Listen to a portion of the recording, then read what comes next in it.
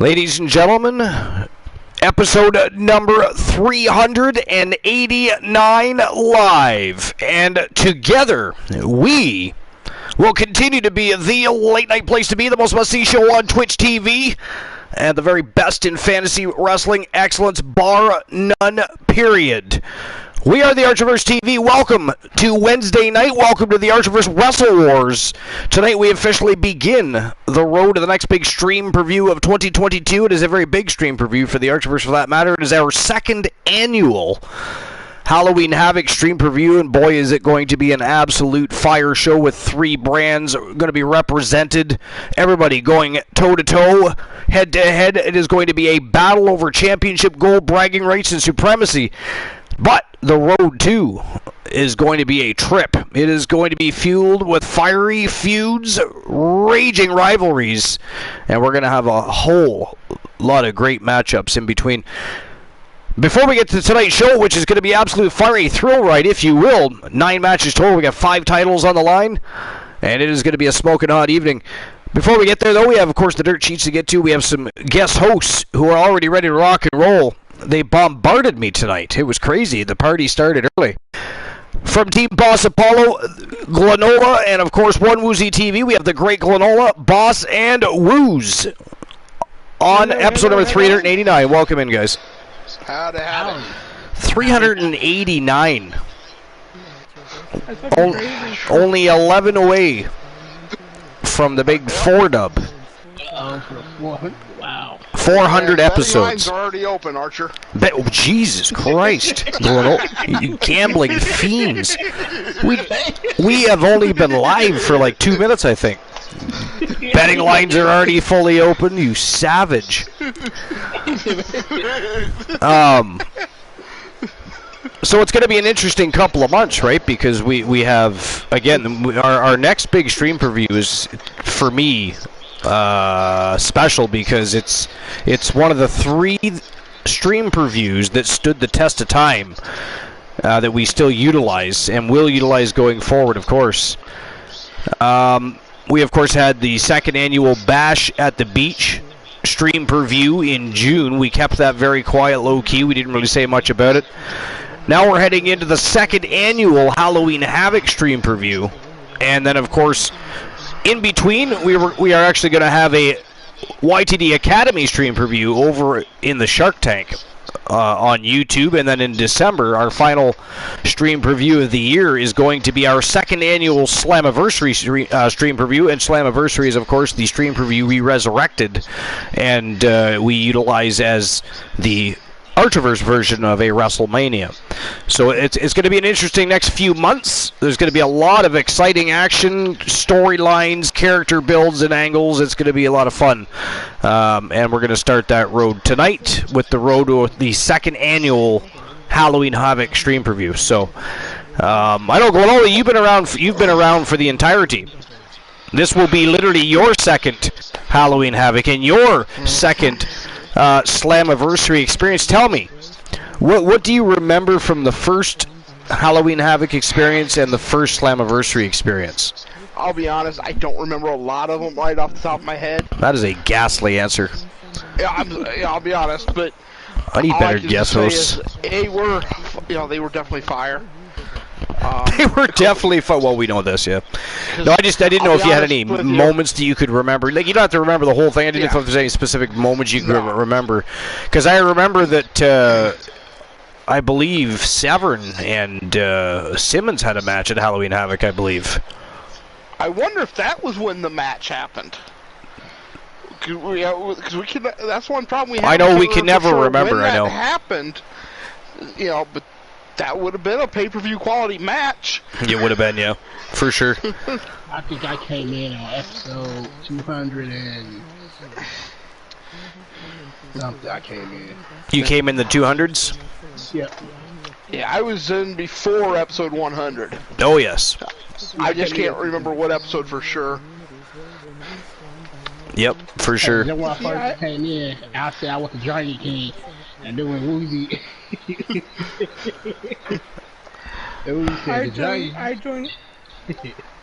I joined in when Curly was trying to confuse Archer when it was episode 199. She was saying it was episode 190. Oh, yeah. When Curly kept taking us back in time for episodes. I mean, if you were new, you were misled and confused by Team Curly, that is for sure. And I was confused that night. I was like, what the fuck? Yeah. One minute you're saying it's this, next minute she's saying it's this, so... Yeah. Which is it? So, hey, while we're on the topic of, you know, exciting things to come, we do have some, of course, Woozy has some exciting news for everybody. Woozy. I do, after being a part of the Archerverse for almost a year, and for the last 3 and 4 months I've been streaming my own, I can officially say I am now an affiliate of Twitch. Fantastic, congratulations. Thank you. Good news. Congrats. A Twitch affiliate. Thank you. After all your hard work. Yes, I remember when I first came on. And how does it feel, sir? Yo, life is great. What's going on? How dare you? Snuck on in here, didn't even say hello to Glanola or myself. It's fine. We don't have feelings. We do not need to be addressed or acknowledged much. Okay, we do, damn it. How dare you? Acknowledge Glanola and myself immediately, or we are going to AKO you. Actually, Woozy's going to, but same thing. Woozy's doing, he's doing bad. It really is. I mean, we just sick Woozy on you. He loves to AKO people. I mean, he's almost as bad with that AKO as Bromer was with the banhammer. Life is great did put her sharks in the... I threw sharks. It's not my fault you didn't see them. How dare you? How dare you? How dare me? How dare the entire situation? How about that? That is ghastly. Do not try to deflect. I don't see any hellos. I don't see, hey, Glanola, how was your day? I see nothing. Nothing. Nope. But anyways, so Woozy, an affiliate, and also going to be performing in his very first drag show, live November 28th at Dallas Cowboys Stadium. Is it 2024? I thought it was 2023. I got my dates confused. However, if anybody from the land of Twitch, and of course the Archerverse specifically, would like to attend the gigantic show, Woozy, how did you get into the Dallas Cowboys Stadium for your very first drag show? That is insane, and that's a big stage, by the way. What did you say, Froggy? Froggy keeps getting timed out. Froggy said, oh, actually, I don't know what he said. He just says Woozy. Is Woozy a... Go, I see the Archer go emote, Woozy. Yeah, that's all I see, too. And he got timed out a little earlier for saying, "What up, Woos? How's tricks, Archer?" Interesting.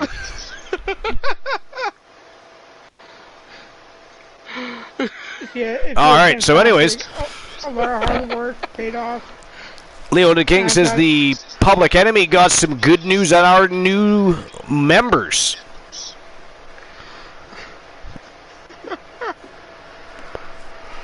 And Froggy keeps banning himself. Okay. Alright. So anyways.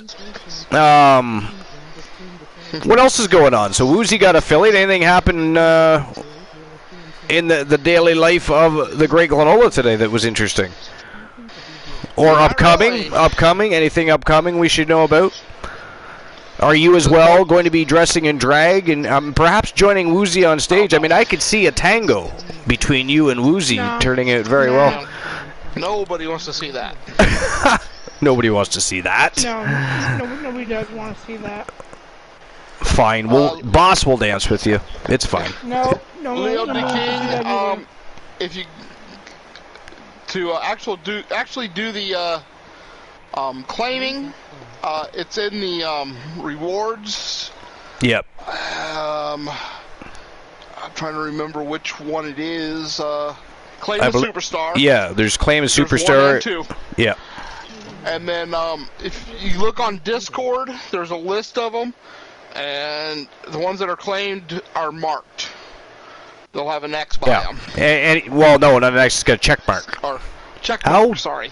Dare you, sir? I thought it was an X. An X is such a negative thing. Well, I don't know. I've been pretty happy with after some X's. Fair. Well played. All right, so yo, Luke the Gooner, what's going on? Welcome in. Did we get a shout out for Luke the Gooner? Have we got a shout out for anybody yet? Oh, I've been trying to keep up. You've been trying to keep up, okay?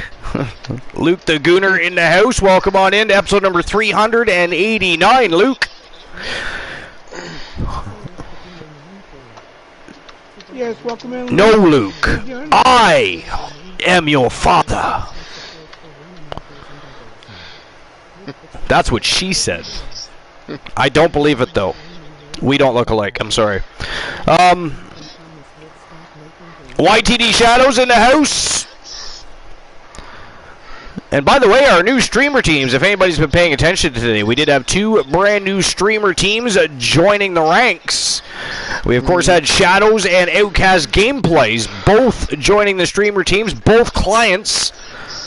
We had Tyler Stone and the Outcast both make their debuts today, one against Aria Davari, the other against X-Pac, and both had successful and tremendous debuts. Very impressive, so congratulations to Outcast Gameplays and, of course, Shadows. So a very interesting start today. There was a lot of great matchups over in the YTD Academy today. It was a good day. Got a great show tonight. 9 matches, 5 titles on the line. Road to Halloween Havoc well underway. The 2nd annual Halloween Havoc. It's going to be a good time. But anyways, anything going on in the dirt sheets that we need to discuss? Or anything other than that we need to discuss? I don't know. Let me take a look.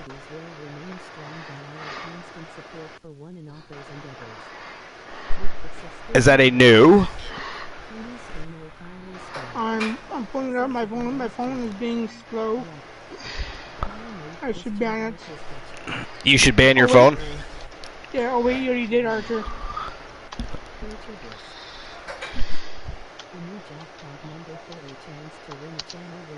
Okay, this was posted 5 hours ago. It's from Map Black. Big E. Sorry, it's from who? Matt Black. And what's the source? Sportskeeda. Oh, Sportskeeda. Have we had an article from that person before? I don't recognize the name. I don't know the name. No, me neither. Interesting. Okay, let's do it.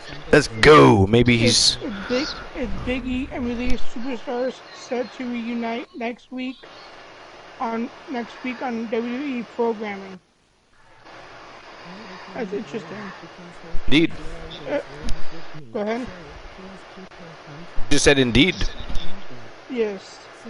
New Day member Big E will return to WWE programming next week, and he is not coming alone. Be good to see Big E back. That's gonna be amazing. Let's see here. The former WWE champion will be a guest on next week's episode of The Bump, alongside former WWE superstar Tyler Breeze. Prince Pretty was released from his contract back in June of 2021. Although Breeze has made several appearances on Xavier Woods' Up Up Down Down on YouTube channel, there will be his first appearance on WWE programming since being released by the company. Nothing has been reported regarding a potential return to the company. WWE took to social media this afternoon to announce that Big E and Tyler Breeze will appear on next week's episode of The Bump.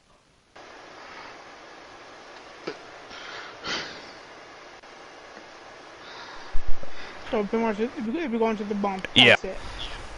Interesting. Hold on a second. Would somebody other than Froggy put one of Archer's emotes in the chat? One of my emotes? Yeah, somebody that can be banned, though. What do you mean somebody that can be banned? Can't or can? Well, not can. You know, one of the non-mods. Because it just happened again when Froggy got timed out. GDI Twitch, how dare, and they did the "How dare you" emote, and got timed out for 60 seconds.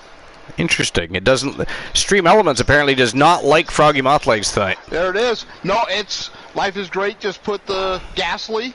Leo the King put the GG, and it was both of them. Your emotes are timing people out. Wow, that is strange. Yeah, it's kind of people out for 60 seconds. I got wondering because it happened the third. It happened that third time to Froggy with an emote. I'm like, I wonder. What is with that? Like, how would that even happen or be a thing?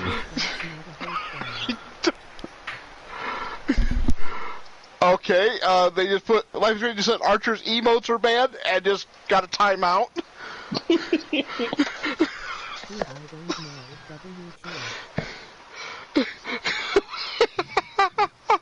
That's illegal, read. That's a hate crime. Did you manage to add your emotes to the list of Archer? That is ghastly, Archer.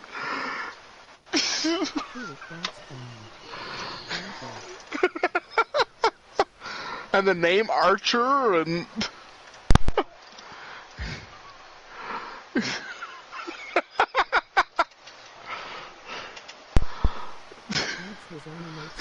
All right. He got through. People are having fun timing themselves out now. Nice. All right. Well, you guys are looking for more stuff on the dirt sheets, and people are enjoying the fact that they can time themselves out with my emotes. Apparently, my emotes are self-destruct buttons. There are people here waiting for a show. So, ladies and gentlemen, episode number 389 live. Let's go. What the fuck? Oh. Together we will grow strong in our communities where we remain strong by our constant support for one another's endeavors. I have never seen this happen.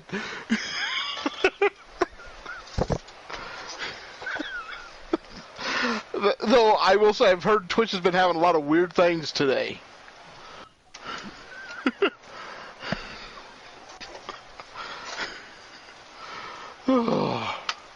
Okay, I gotta...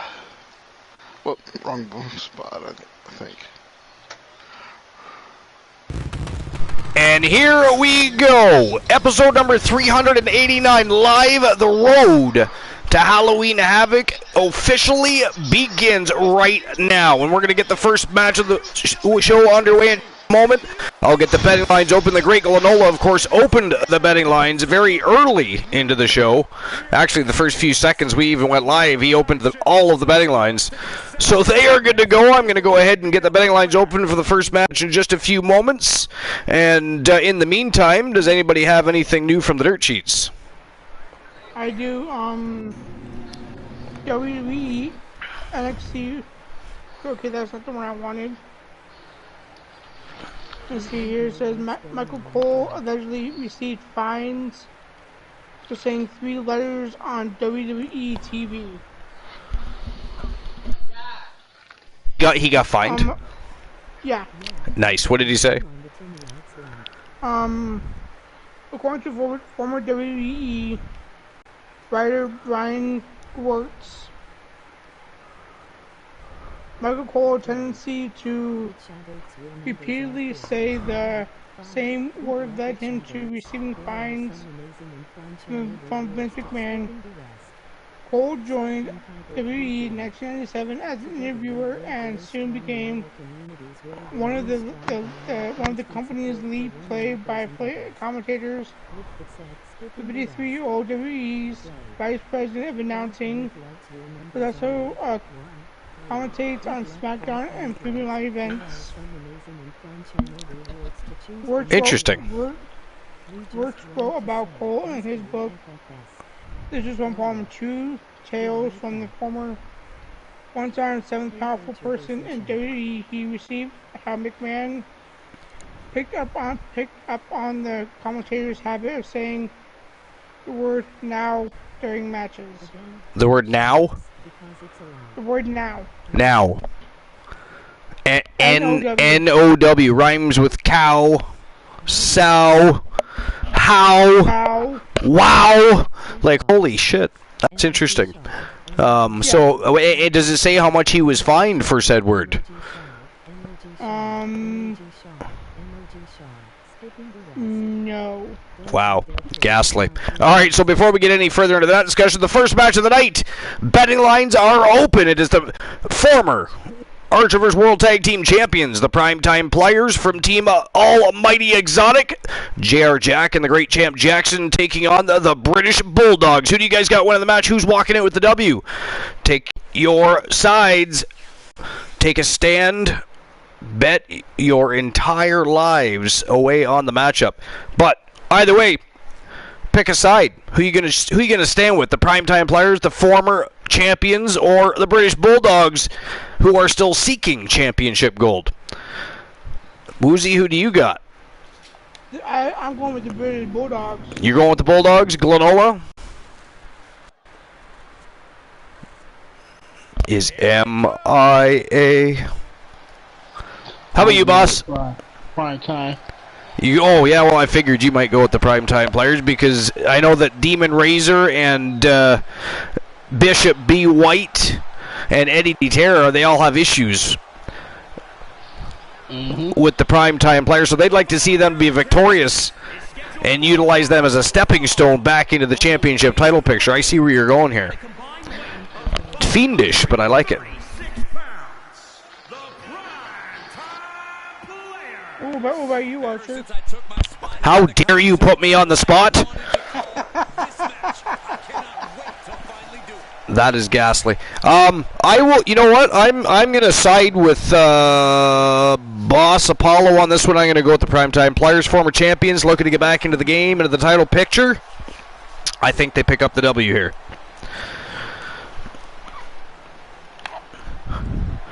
And by the way, Twitch, how dare you time out the masses for utilizing my emotes? That is ghastly and highly inappropriate.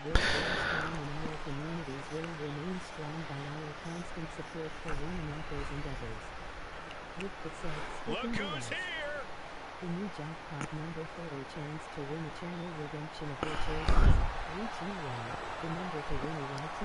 Take that. That's what you get. Twitch has been banned from the Archerverse channel. Yo, Mystic Mac, what's going on? Welcome into the Archerverse Wrestle Wars, my friend. Episode number 389. Only 11 more shows until the big 400. 400 episodes of epic awesomeness.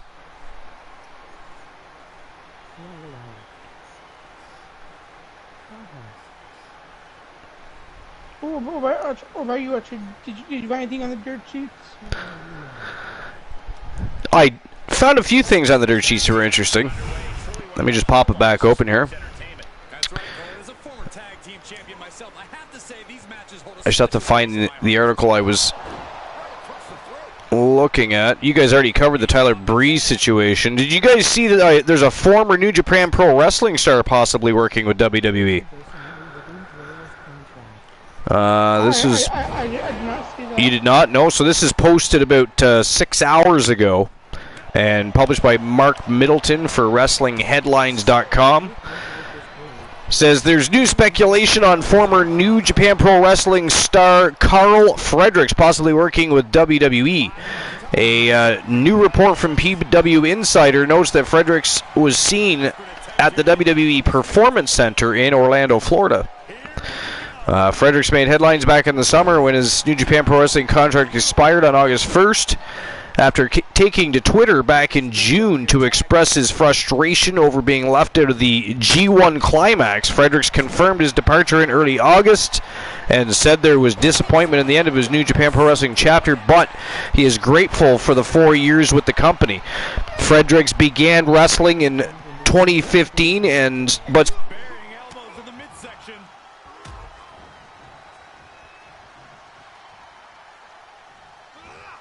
got started with New Japan Pro Wrestling as a young lion at the LA Dojo in 2018 and graduated in 2020.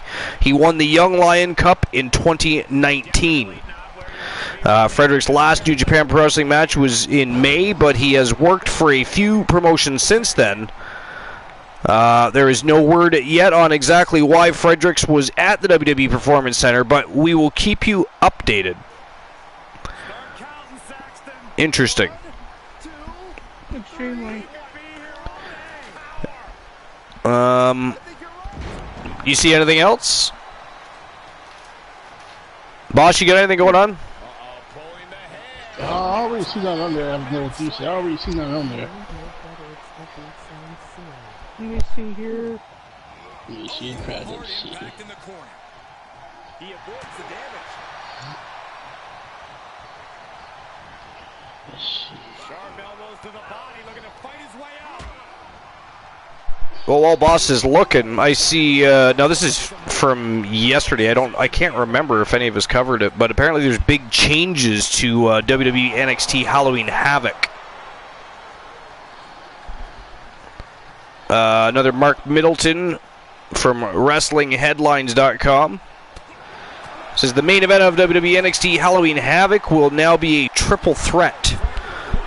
JD McDonough previously defeated Tyler Bate to become the new #1 contender for Breakker for Halloween Havoc.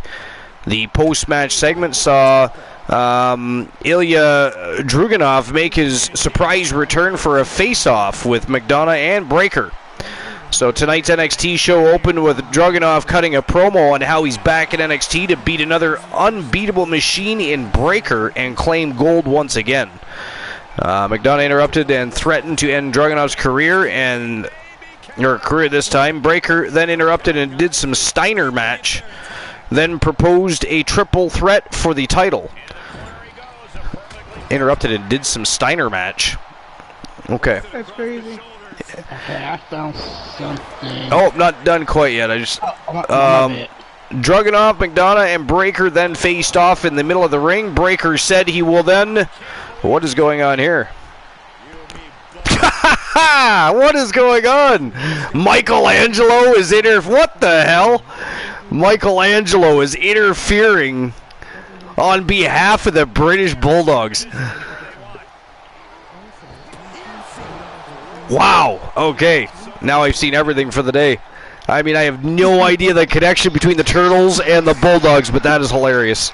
I love it. I didn't even know the Ninja Turtles was still around. All right.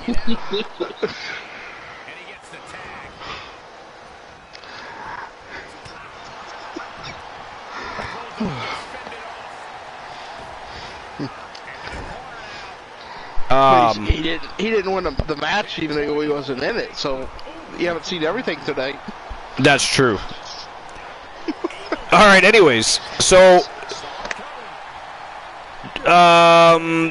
they faced off in the middle of the ring. Breakker said he will see them at Halloween Havoc, and the segment ended with Breakker raising the title in the air while they stared each other down. NXT Halloween Havoc is scheduled for Saturday, October 22nd from the WWE Performance Center in Orlando, Florida.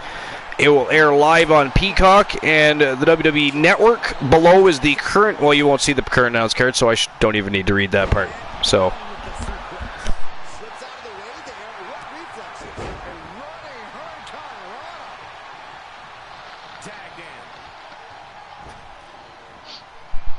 but yeah, that's, I don't see anything else on my end. Anything, Woozy, anything from you?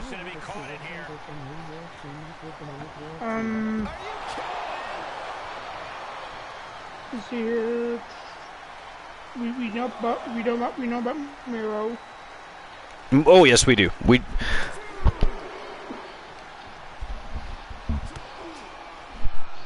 Okay, here's something. Gotta find a way to get out of this.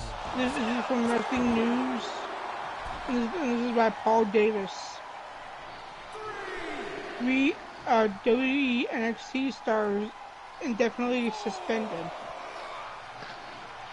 Sorry, who's indefinitely suspended? 3 NXT stars. And this was posted by Paul Davis. WWE has announced that Gallus has been suspended indefinitely. This is obviously a storyline suspension, but usually when they announce something like this, it means that they're going to be on TV for at least a few weeks or months. WWE's full statement says, due to Gallus' actions involving the assault of WWE officials and security after the Pub Rules tag team match, Wolfgang, Mark, and Joe Coffey have been suspended indefinitely, effective immediately. He keeps his team in the match. That's all I see. Just breaking down the opponent, trampling the opposition. We will not free Froggy life. How dare you? I got something I'm disappointed. It's from Wrestle Headline, posted 2 hours ago by Mark Middleton. It says Sasha Banks has removed her WWE rename from her social media account. Banks has been using Sasha Banks WWE on Twitter, and now she is located at Mercedes Vandour. Her name also been changed to just Mercedes Vandour, and not the ring name. Banks also uses her real name on Instagram, but her handle is still at Sasha Banks WWE.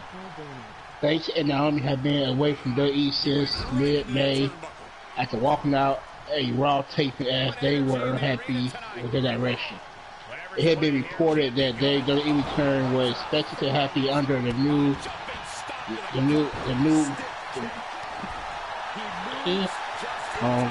screen froze. Okay. Ever since Michelangelo interfered in this matchup, I got to tell you, the primetime players have been having a rough go against the Bulldogs. Mm-hmm. Interesting to see what transpires afterwards, post-match. I mean, first of all, how are the Ninja Turtles correlated to the Bulldogs? Obviously, the primetime players are not going to be happy regardless if they win or lose this match because, like I said, since the interference happened, they've been having a rough go. Seem to have overtaken the match right now. We'll see how long that lasts. The Bulldogs seem to be pretty fire tonight, to be honest. That's all I get. Well, I don't have anything else as far as dirt sheets go, to be fair. It's a I'm gonna see. Let's see here. Okay, here's something from 7 hours ago. And this will crack you up, Archer. Okay. It is from Bleacher Report. Sami Zayn has the bloodline on path to icon status in WWE.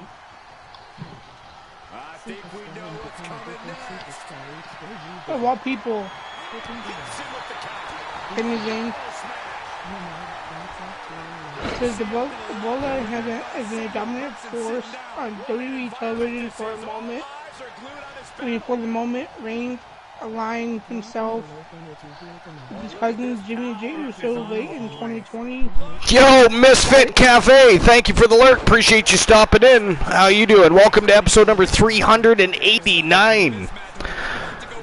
We are hot on the road of our next big stream preview of 2022, the second annual Halloween Havoc. Yeah, Misfit Cafe, for some reason my emotes are timing people out. I have no idea why. It's nothing you're doing. Your name is as well, Archer. Yeah, well, I knew that because it's on the ban list, silly. Just by itself? Yeah. Archer was added to the list. Okay. I must have missed that. You did. You did. To your dismay, to my pleasure. But yeah, for some reason. Oh, that's possibly what it is. Oh, that is what it is. Okay, hold on. Damn, I never even thought of that. You know what? You know what's funny? Is we did it yesterday. Or not yesterday, it would have been the day before yesterday, and it never did it immediately. Like, it didn't affect anything then, at that time. All right, let me fix that. Good catch, guys. Yes, good. Yep, that's what it is. That is hilarious. I love it. Now that is villainy. I mean, albeit, you know, accidental villainy. You love calling villainy, Arthur. I do. But then again, who doesn't? All right, so let's see here. So we removed number 139. It was the very last one we added.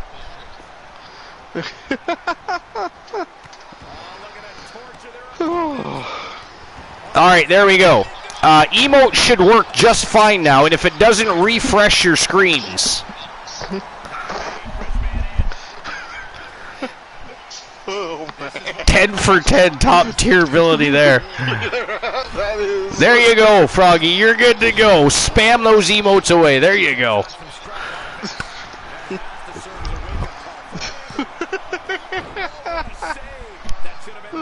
You know what's funny? If I was to actually ban somebody, say Froggy Mothlegs, and he tried to use one of his own emotes, it would literally time him out. Because his emotes would have his name in them, unless he changed it to something different, you know what I mean? Yeah. Funny. Oh, shit. Yeah, other than that, I see nothing else that seems... Oh, me neither. I'm satisfied with the dirt sheets for the evening. If y'all are, and I believe, well, Boss has a list. I know Glenola has a list, and you got two, you said. So you guys can toss a coin to see who starts the first list of the night. I'm going to take old man privilege and go first. Oh, wow. Cashing in on that senior's discount. Glenola going to begin between the ropes tonight. Let's go. Alrighty. Now, the other night I did a list about the worst finishers. Yeah, you stole my idea.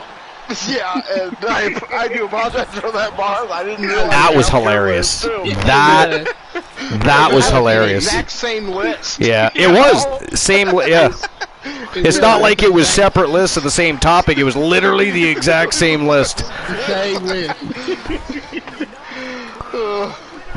Too funny. But actually, I'm gonna let Archer choose one thing.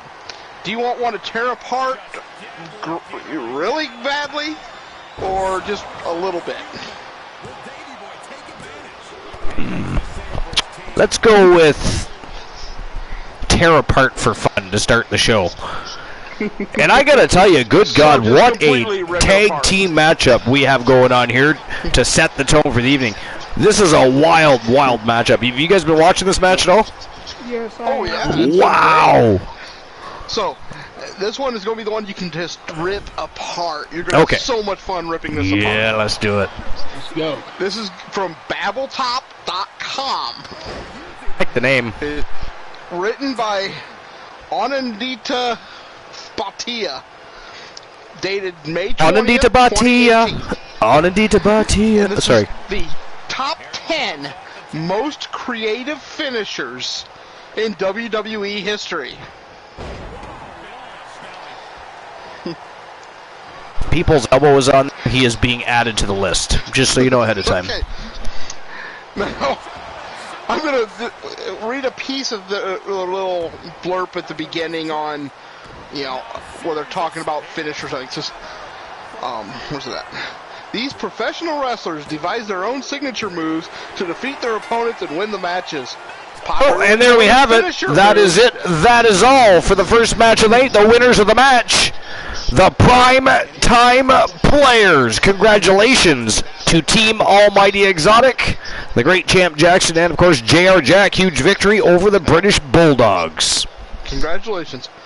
But popularly known as finisher moves, they effectively end a match with a flourishing finish, and hands down, some of them are indeed creative. Okay, So right there, she's going to people that don't know what a finisher move is. You know? It's ghastly. Number 10, the F5. Huh? Yeah, the F5 is super creative. It is super creative? Yeah, this is the top 10 most creative. Wow. Hey, Archer. How is the F5 creative? I mean, the name, I suppose, because the actual technique utilized for said name isn't so exciting. Though I've never liked the F5. I've never liked the attitude adjustment. None of those things. Yeah. Okay. The move consists of a clear chain of actions: hoisting an opponent onto your shoulder, tossing even Undertaker like a ragdoll effortlessly, spin him around. If it is a double F5, then the person can resemble a blonde helicopter, as was the case with Shannon Moore, and round this off with a modified DDT landing or face in the mat landing. That is how this person describes the move. She's quite educated in pro wrestling. I mean, does she have many articles to her name? I mean, we must check them all out. I have no idea. I'm gonna have to check. All right, so the next match of the evening, ladies and gentlemen, back to the tag team division. It is the Hart Foundation, led by Team Christian Cools, the Iceman Christian Hart, and of course his uncle, Bret the Hitman Hart. Best there is, best there was, best there ever will be. Of course, Christian Hart trying to steal that moniker. We will not have it, though, will we, Glenolma? That is not going to happen on our watch. But taking on the Bloodline, the Usos, Jimmy and Jay, both these teams looking to get back into the title picture.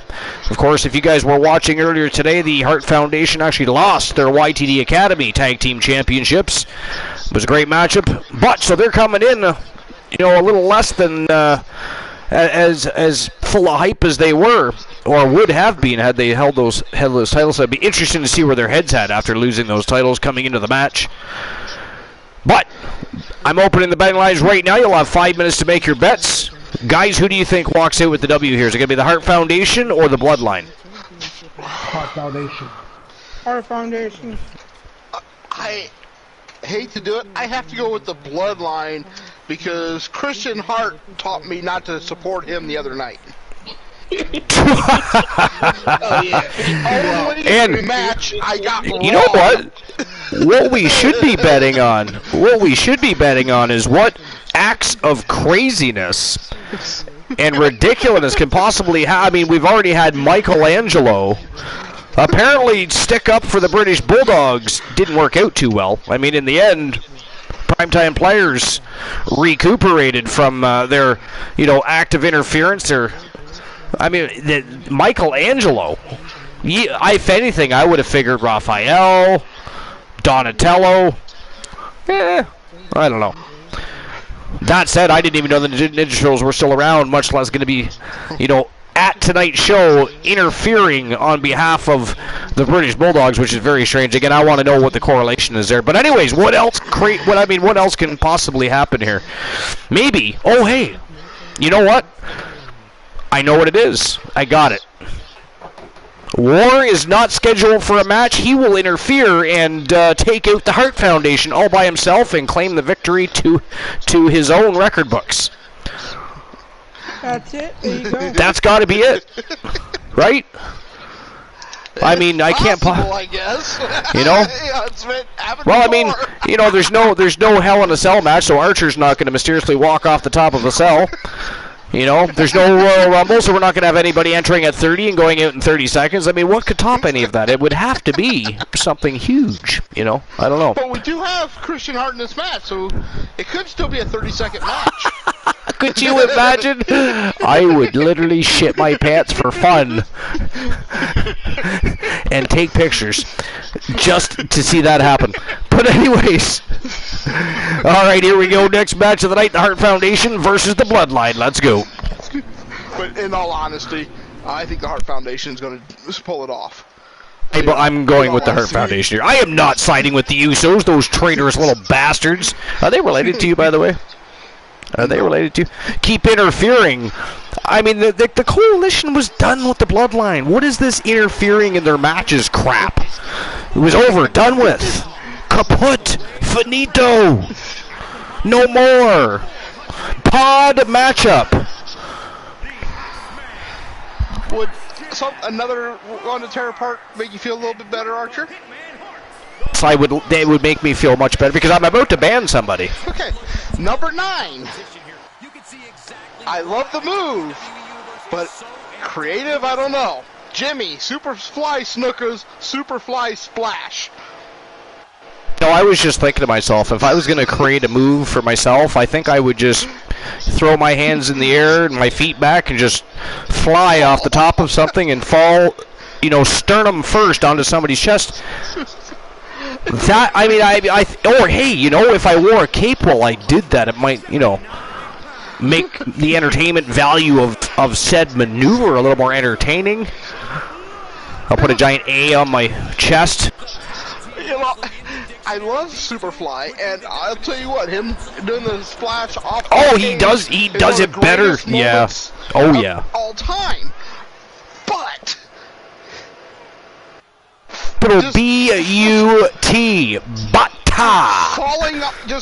Basically falling off a turnbuckle onto your opponent is not exactly creative. It's not.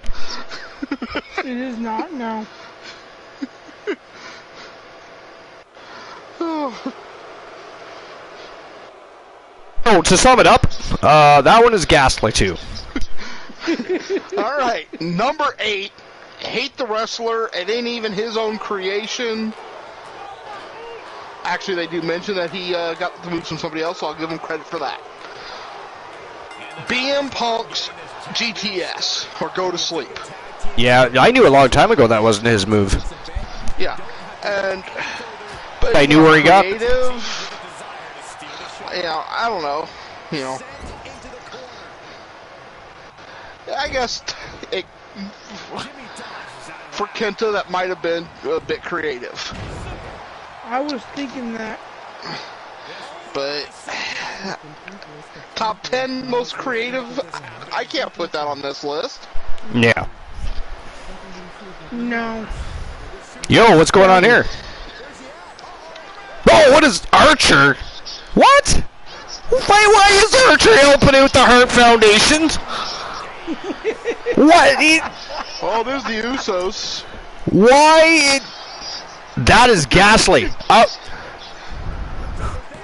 So first we got Michelangelo, now we have Elijah Archer. Apparently he's got a match later tonight. He does not need problems in the locker room.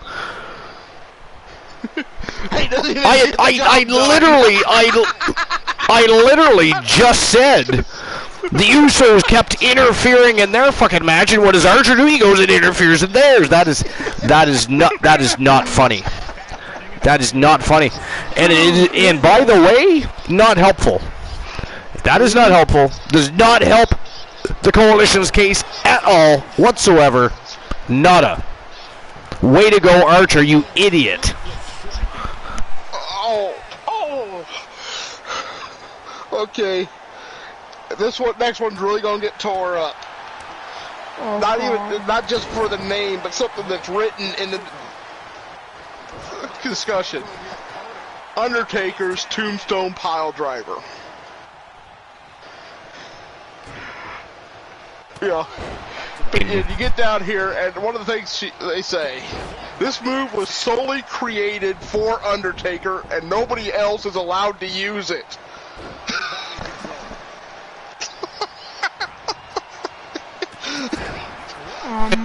Play an inverted spike power. That's all it is. Let's see. Kane has used it many, many times. Undertaker didn't even invent the move.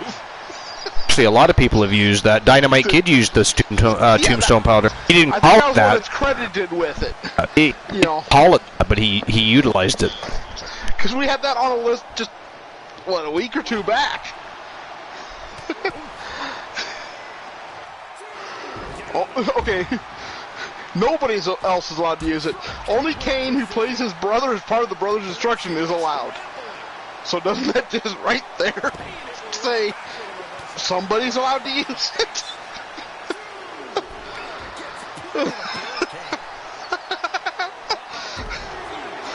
Oh, I don't know. All right, well, I'm going to be skipping one on the list because I must use the pate almost no, you immediately. So I'll be right back, and I'm going to grab myself a beverage on it. Well, yeah, I mean, you can pause the list and do some commentary and play-by-play if you'd like. Because you want to hear the next one, Archer. Oh, good God. Okay, I'll be right back.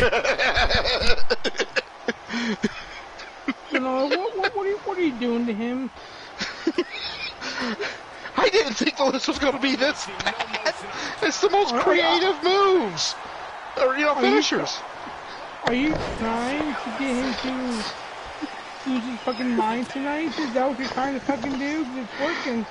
That wasn't the plan, but if it works. That is fair. Oh. Now, I knew this was going to be bad when it starts off with the F5 and the splash. like how worse can this fucking thing get? They'll fucking answer that question. Just wait. I don't think I know the answer to that question. Seriously, I don't think I want to know. And since Archer's not here, I'll just say it. Thank you, Joe Link, for the biddies. I appreciate. I'm sure he appreciates it.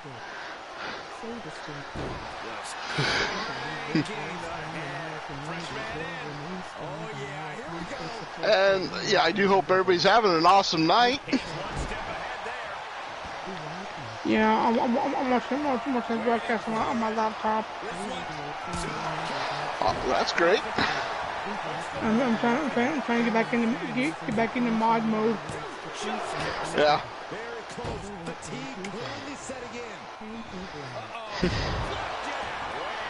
I can't tell you a mod or not. On the channel, look for the sword. Oh, okay. Let's see what I get. 438.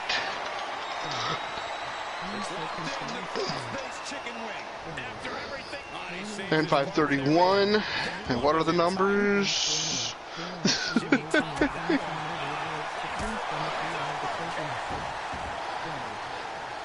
I am way off.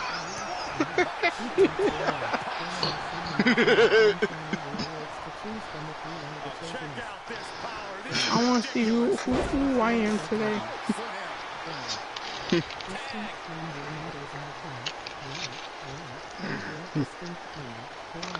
Hulk Hogan, huh? I am a real American. I love that song. Oh, I have the wrong one. Damn it. I'm a Xavier Woods.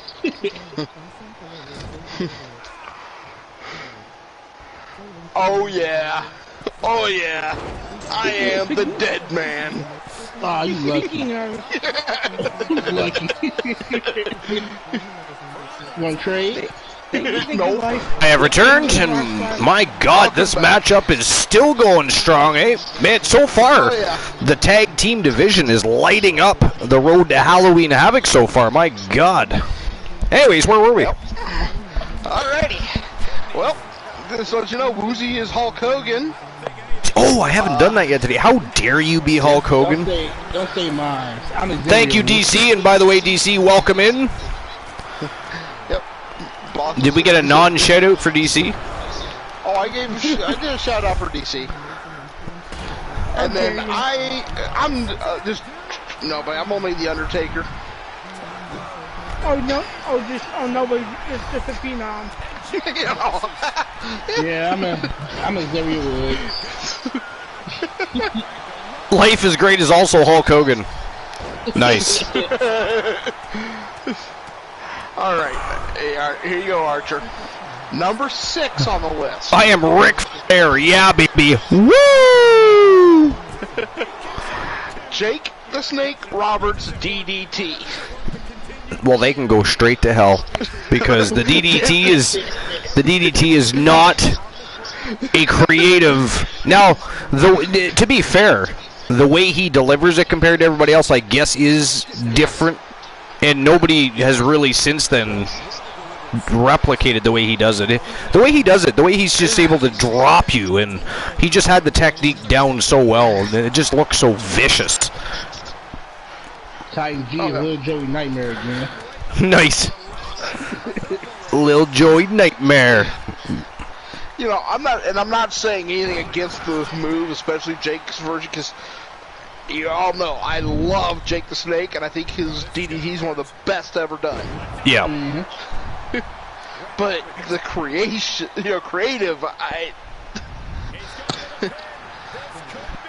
Yeah, I don't agree with the. It is. There's nothing creative about it, other than the way he does it. The variation that he came up with. I guess that is creative, because again, nobody has replicated. But the move itself, there's nothing real creative about a DDT, unless you craft it yourself, like he did. Yeah. Now number 5, the way it's performed, I can say has some creative value. But again, I just can't put it. I just don't know if I can put it on the list. Stone Cold Steve Austin's Stunner. I mean, it's a modified cutter, right? Yeah. Mm-hmm. And, you know, It's almost a combination of a cutter and a neck breaker. And a jawbreaker. It kind of combines three things. You know, and the way he performed it, you know, with all the theatrics. Yeah. You know, it's creative, but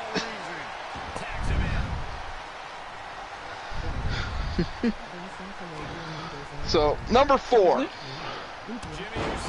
Rock Bottom, which is just a modified Uranagi. That's fair. Yeah, yeah.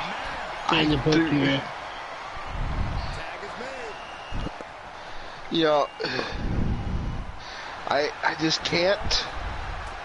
You know, number 3, another great move. I love the wrestler, but I don't see the creation. The sharpshooter with Bret Hart. Yeah, the sharpshooters. I mean, he didn't reinvent the wheel. He just did it better. Yeah, you know. Same thing as amazing. Yeah. Number 2. I don't know. I can see an argument for number 2. Life is Great wants to know what move the Beta Bam Bam would be.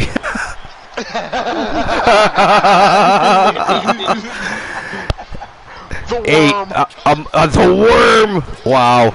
Okay. Well, think about it. It's a fish. Oh, there we go. Ladies and gentlemen, the winner of the match from Team Christian Cool, the Hart Foundation, the Iceman Christian Hart, and Bret the Hitman Hart. Congratulations to Team Christian Cool. If we could get a shout out for Christian Cool, please. Do we have to? No. But I had to say it. You know, it's the thought that counts, they say. Yeah, I know. The thought was had, whether or not you guys comply, you know. But a big victory for the Hart Foundation. Oh, yeah. But number 2 is the RKO. You know, there is some creative in with the way he performs it. I can see an argument. But number 2 of the top 10, you know. Yeah. Now, this one I can, because of the way it's performed, I can see it being on the list, but not in the number 1 position. Shawn Michaels' Sweet Chin Music. The super kick. Super kick. You know. Yeah. I mean, it takes tuning up the band and everything. That's creative. Yeah. I mean, that's what I mean. He's adding element to the technique itself. I mean, the kick itself. You know, it's actually not as easy to do that as you would think either. To be fair. Oh no, controlling it is, I've done a step in sidekick, which is basically what it is. But to not injure somebody, Yeah, exactly. Accidentally take their face off, break their nose, whatever. All right, next match of the night. This is a grudge match between Big Money Marcus Stevens from Team Tiliana Pierce, representing the Wolfpack, of course, taking on the reigning defending Archerverse World Champion, and he is the YTD Academy Grand Prix Champion from Team The Turret Man, Johnny Braddock. And guys, we got to just mention again, it took almost 2 full years for Johnny Braddock to win the Archerverse World Championship. Then he won it, and it was exploded by Team France with 2 L's. He also lost the Grand Prix Championship. Then he turned around, battled back, and won both back. Well, I mean, impressive, no? Oh, and when he won the title back against Marcus Stevens, I mean, that was a hell of a battle. Right? Neither man had anything to be embarrassed about. Nope. Not at all. That was an awesome match. I expect the very same here. Now, this is a non-title match. In case anybody is wondering, the title's not on the line here. Otherwise, it'd be in the main event, of course. Yeah. But the RKO is banned. Is a banned word. How dare you? How dare you, life? But please show her the correct letters, Woozy. Oh, you mean those letters? Okay. Those letters. The 3. But, both men, it not being a title match is not going to make one bit of difference. No. They approach every match as if it was the most important match in their career. Yep, agreed.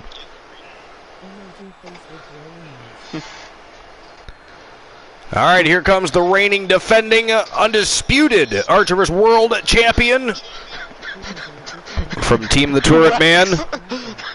Who whacks out? The Terra Johnny Braddock. Oh, shit.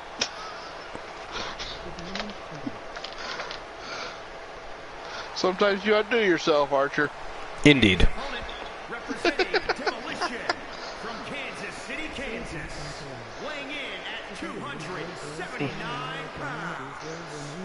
The Wrestling. On a tear is Johnny Braddock, that is for sure. It was great. This is the exact letters you're supposed to be using. Yes, indeed, I recognize those ones. Oh, so what's the numbers tonight? The numbers are there. Oh, I think 3, 2, 1, and 7, 6, 5. Yeah. Hey, I won that one. Did you? Yeah, I hear the exact. The number is 321. Really? Yeah. You did too. Go, boss. Wow, Boss Apollo has already won the Channel Redemption Reward. Wow. Way to go, boss. So only one opportunity to win the lotto left tonight. Hold on, so what's the Channel Redemption Award again? It is not very often somebody gets it spot on. That's crazy. Yeah. The channel award is you get a free channel redemption. Yeah. But you just have to let Archer know. Well, just open up your channel rewards and look through them and see what you can choose anything free of charge. Oh. You just gotta let Archer know which one you want. Claim a superstar. Sure. Do you want to do it for 2 weeks or 2 months? 2 months. And then you just got to let me know which superstar you're claiming, of course. Brock Lesnar. Brock Lesnar? Okay. Yep. I'll actually go in right now and give me a moment.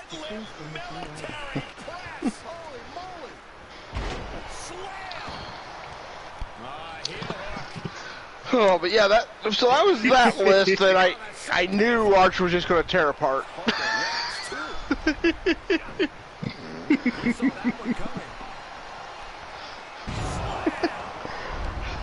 had such great potential too.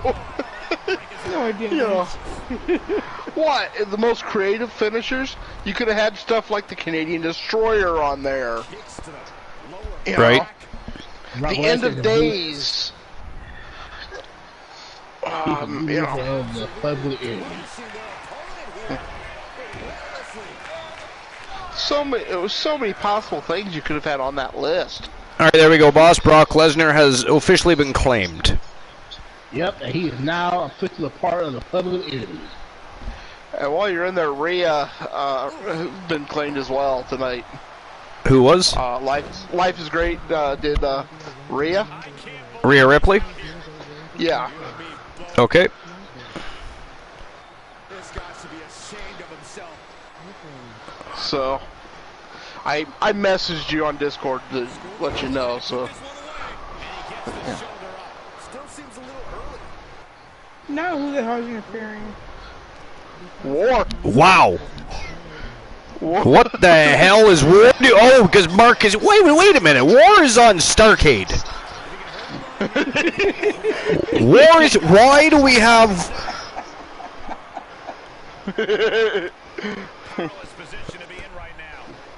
I mean, agenda not working out because Johnny Braddock's still handling Marcus Stevens as we speak. But what is War doing here at Wrestle Wars? Well, technically, War is a member of the Wolfpack.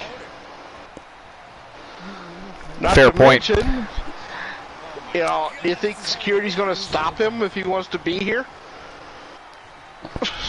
That is fair.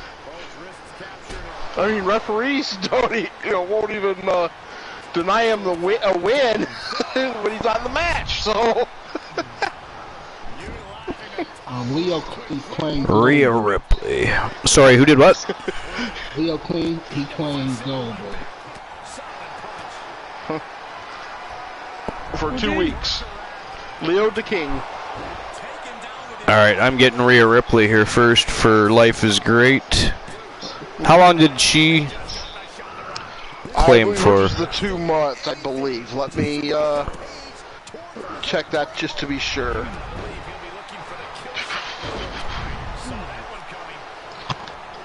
That was a close count. There we go. And you guys said Goldberg? Yeah, I think he said 2 months. Leo came at 8. No, Leo was the 2 week. Oh, okay. Was the 5,000. Okay, for 2 weeks. Yeah, Life is Great has Rhea for the Claim Superstar 2, so it's, I believe, 2 months. Gotcha. Alright, there we go. Goldberg has been claimed.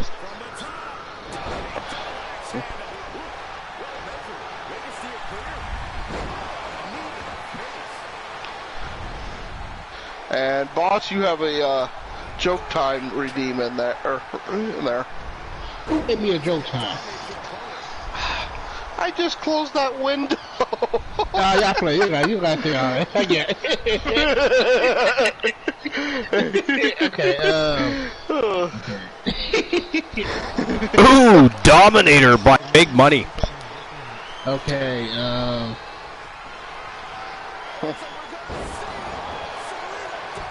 If you lying in bed, are you still telling the truth? Say that again? I said, if you lying in bed, are you still telling the truth? No.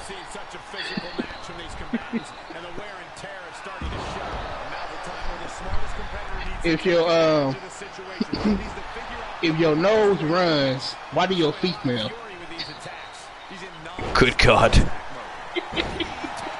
Who gave him the damn joke time, please? Yeah, did somebody redeem a joke time? Am I missing something here?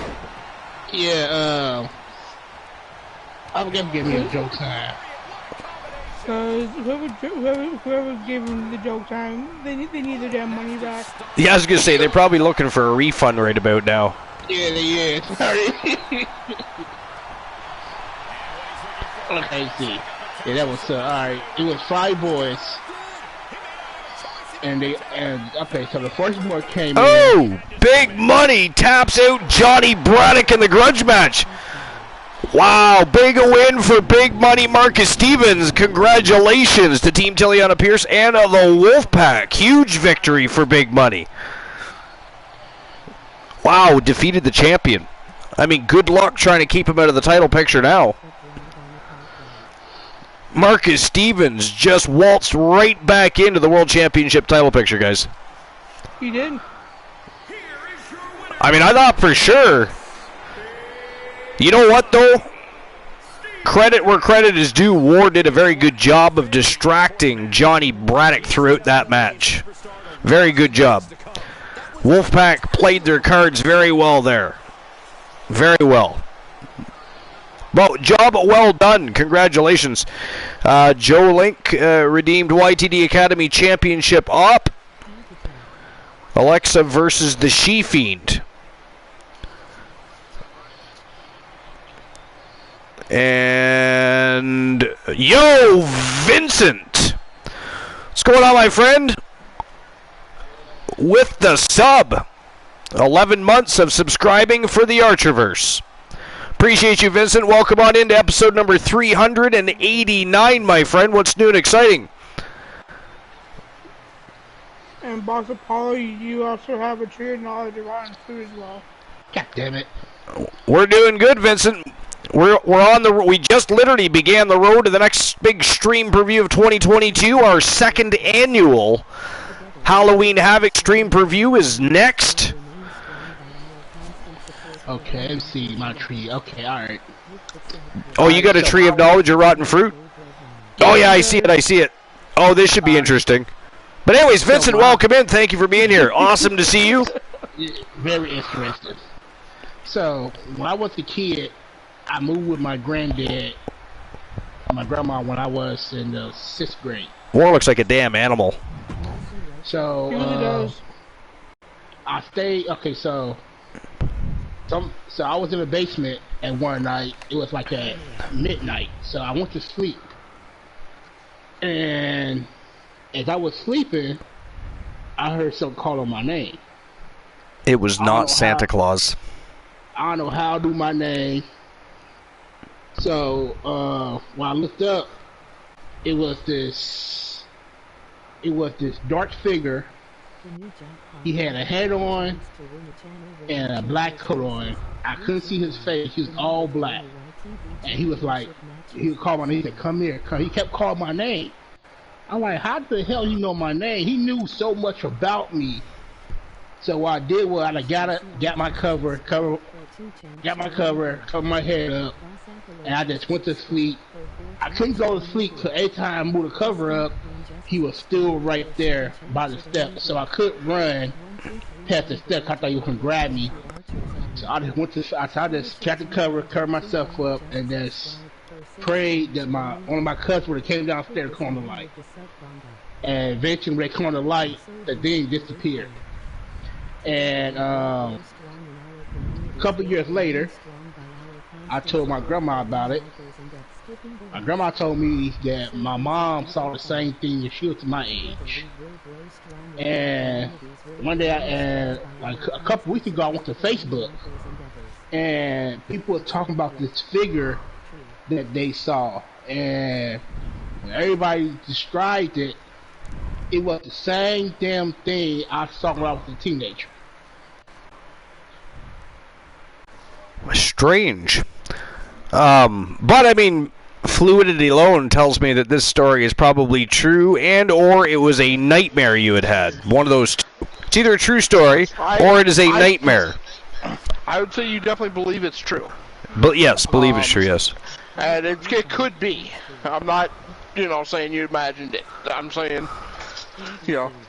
if nothing else, you believe it to be true. Woozy? What do you think, Woozy? Honestly, because you went into detail, and it could be you may have repeated off of a movie. My gut's telling me to go true. Alright. Maybe it was a bad sexual episode. it is true. It's a bad sexual episode. I thought so. So basically, it's this. All right. So basically, when I did my research, it's this figure that I don't know. I guess it's following. I don't know, but it's this figure that everybody see once in a while. And when I went to Facebook, somebody saw it, and it was the same exact thing. I mean, the looks, the hair, everything was exactly the same when I saw the damn thing. Basically, it said when you see it and call your name, when they call your name, do not go to it, because when they don't do it, it's gonna try to trick you, because it knows so much stuff about you. So you gotta ignore it. From what I understand, Christian Cool is currently being questioned regarding the matter and is in custody as we speak.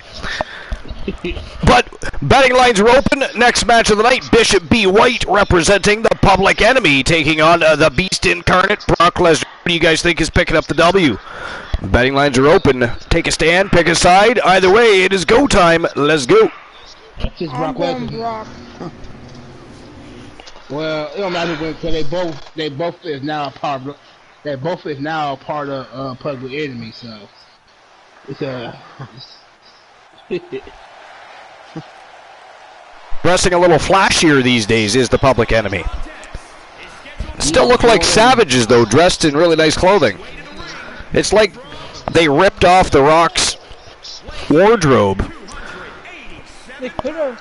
and put it on members of the Ministry of Darkness.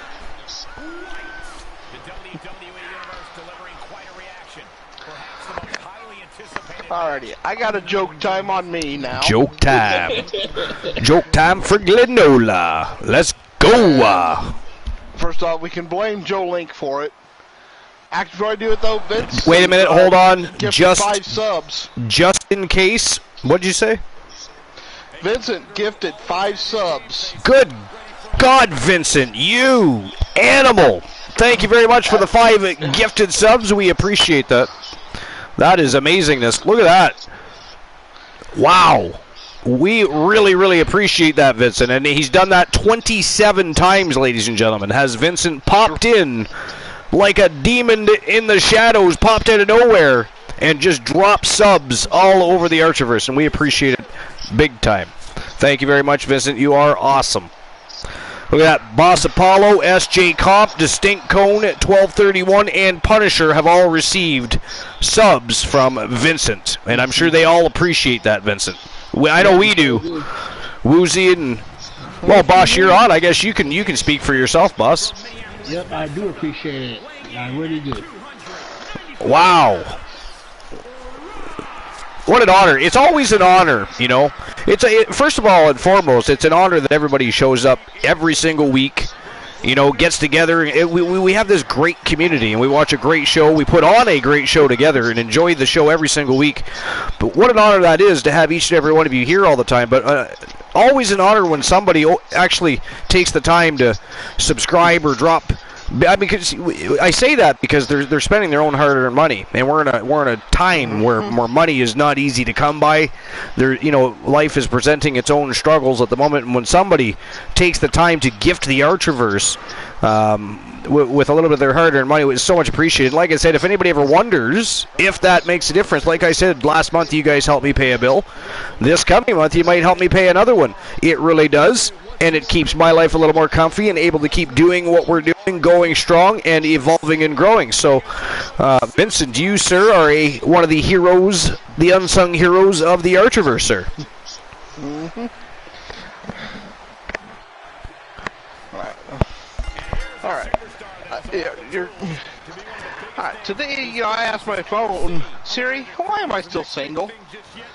That little fucker activated the front camera. That is fucking hilarious. Where did you find that? Vincent said, any time, good sir.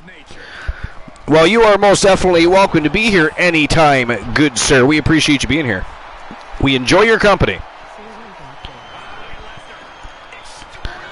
Froggy Mouthlike says, Sarah got jokes. That is a good one. I like it.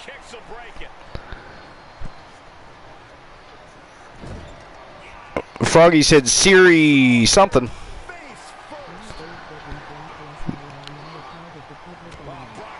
Leo the King says, wow, Goldberg and Brock Lesnar are now part of the Public Enemy. Yes, that is true. I mean, if you guys should so decide to add them as part of your... It will look funny dressed the same way, but I'm looking forward to seeing that. Brock Lesnar in a suit. I mean, that's pretty cool. I mean, why not? We've already seen, you know, Poindexter dressed up as Marty McFly. We've seen him dressed up as Penguin Dexter. Buzz Off. You know, most recent incarnation, he is Potter Dexter. I can't imagine what the hell else is going to happen next. And I am not saying anything because last time I said something, he immediately came out with something different. You know, imagine the money spent on wardrobes for the Wolfpack. I mean, who is paying for that, I wonder? Who is flipping the bill for that one? I would go Severn. You think Severn? I highly doubt Severn is opening his wallet for that. I'll be honest, I don't believe that. Somebody definitely is, but it is crazy. Wow, look at this. Demon Razor is interfering? Well, I guess at least that makes sense. Hey, we actually have somebody interfering that makes sense. Wow. That is a good point, Archer. Well, I mean, I guess War and Big Money are on a team as well, but I mean, I did not exactly War is on. I did not expect War to be. Then again, I didn't expect Michelangelo to interfere in a match tonight either. So there's that. To be fair. Or let Archer interfering as well. That was crazy, right? Like, what was he? I mean, that he had no business interfering in the. They're already a problem. They're already a problem. We ended that feud, ended that rivalry. Then they started interfering in the Coalition's business, and now Archer deems it necessary to go interfere in the Bloodline's business tonight. Absolutely ridiculous, I say. And we can't forget about Michelangelo either. Oh, that's what I said. Michelangelo, you know, showing up earlier. I mean, that was craziness in itself. I mean, we have to blame Demolition for that one because for whatever reason, Demolition apparently happened to know the Ninja Turtles. Of course, their friendship kind of went sour when the Ninja Turtles apparently felt the Demolition were riding their turtle tails. Their words, not mine. Left me a little shell-shocked on that one. Turtle tails. Also, yeah, Raphael did to Archer. Right, that was ghastly. That was ghastly. See, they should not be allowed to utilize those turtle shells in a matchup. That is not okay. Not okay. I got a joke time. What? Joke time for Boss. And joke time for Glenola, too. Okay, let's see. Alright. It was 4 boys at school. Joe Link, you shut your mouth. They are not going to dress up as Rocky and Bullwinkle if that's what you're talking about. Somebody ban Joe Link, please. How dare you, sir? That is not funny. Goku and... Froggy, I will ban you. I will just straight up, flat out ban you. I swear to Christ, if they show up as Goku and Vegeta... Obi-Wan and Anakin? Life says Glenola redeemed a joke time on himself. Nice. Oh yeah, I just noticed that. Wow, Glenola. Glenola's full of jokes today. He just wants to keep. He's going to keep redeeming jokes all night now. We don't need lists tonight because it is joke time at the Glenola house. Okay, so the first board came in class and the teacher asked why you late. He said because I was the top of Cherry Hill. He said okay, sit down. 5 minutes later, the second board came in. He said, why were you late? He said, oh, I was the top of Cherry Hill. He said, sit down. The third board came in. He said, why are you late? He said, oh, I was the top of Cherry Hill. He said, sit you down. The next board came in. He was 10 minutes late. He asked him, why were you late? He said, I was the top of Cherry Hill. So the principal came to school, the class, and said, hey, we got a new student. So she came in there, and he said, hey, what's your name? He said how they were Cherry Hill. God, that was ghastly. That was ghastly. Hey, who redeemed that Joe time? Would you like a refund? What would Bishop B. White literally just spit in Brock Lesnar's face? It is ghastly when people do that. I do not even care that people glorify it and call it the mist. You can call it the mouth fountain. I don't care. At the end of the day, your saliva is going all over somebody, and it is absolutely ghastly. And check that out. Bishop B. White with a huge victory over Brock Lesnar. Now, to be fair here, to be fair here, Demon Razor very craftily came out and interfered and interrupted Brock Lesnar, interfered in his business, distracted him. Ghastly in nature, I say, but a lot of villainy going on tonight. Archer, his hand was on the ropes. Well, yes, there's that too. His hand was indeed on the ropes. That did happen. I didn't see that. That did definitely happen. I smell conspiracy on Team Box Apollo's end. Well, Brock Lesnar, he can't complain because now he part the public enemy now. So he get. He just got beat. Yeah, well, you see, that's what I don't understand. There's a match booked between Bishop B. White and Brock Lesnar, and then earlier tonight we find out that they just signed him to join the faction. Hey, welcome to the team. I'm going to whip your ass. I mean, what the hell kind of invite to a team is that? What is this like? That sounds like the Wolfpack motto. Well, yeah, there's that. I was going to mention another group. One of the craziest groups in Archiverse history. They haven't been around in a while, but the Bluewood Boys. Even the Wolfpack went the other way with those crazy sons of bitches, because you know what? You didn't even You didn't even have to go fight them in a match. You could just plant something in their heads, and they would beat the shit out of each other, and then you just walk up and pick. If they would get bored, they would just beat each. Literally requested matchups against one another. It was insane. One of the craziest groups ever. Was getting the shit kicked out of them, and they just stood there watching. Yeah, that's true. That was hilarious. Oh my good God, do you remember that? A half hour? At least. That was a long ass match. Long ass match. Wow. So congratulations though to Bishop B. White, and of course Boss Apollo and Leo the King. Titan G. Public Enemy's been on quite the tear, and again, it's going to be. I'm intrigued, ladies and gentlemen. I can't wait to see Brock Lesnar and Goldberg in suits. That is awesome. I'm sorry, but that is awesome. I'm excited. I am fucking excited. Oh, good God. Wow. All right, guys. Yeah, the doctor gave me a year to live, so I shot him. The judge gave me 15 years. Problem solved. Fuck yeah, the judge gave you a life extension. Woo! Alright, let's move on to the next match of the night. I'll get the betting line open. I already issued the payout from this match here. And again, congratulations to the Public Enemy. This is a fatal five-way matchup. It is a single fall matchup. We have conveniently enough, it is for the All-Star Wrestling Championship. And I was going to say, what an all-star cast we have here. Marshall Omega from Team Night the Undying. We have Karrion Kross, AJ Styles, Yokozuna, and of course the reigning defending champion from Team Snorhawk 64. The A-List, Carlos Hawkins, reigning defending champion. What do you guys think about this match, first and foremost? And who do you think might...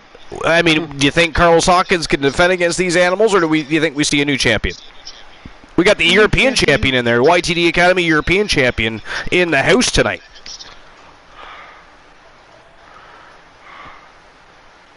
Don't all talk at once. I'm going with new champion. You going new champion? I'm going with Yokozuna. Yokozuna, he's being specific here. So Woozy is still contemplating. He tells us new champion. He's contemplating that victor. And we know Glenola's got a... Yeah, I was going to say, I can tell the way he's leading in. He has a choice here. I'm going to... Wait. No. Champ. Okay, but don't tell me. I think Glenola is going to go with AJ Styles. You would be wrong. How dare you suggest such antics propaganda? Oh yeah, you got a joke time. I believe, I could be wrong, but I believe that's Marshall Omega. It is. I gotta go with Marshall Omega. All right, I mean that's who I'm choosing. I'm putting my money on Marshall Omega. Yeah, no, you got a joke time.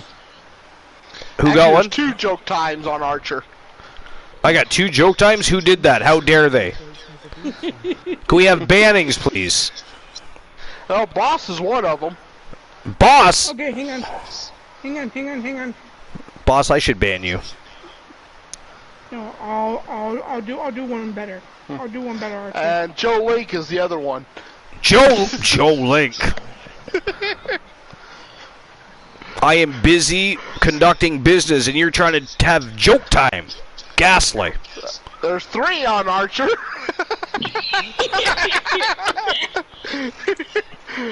4 on Archer.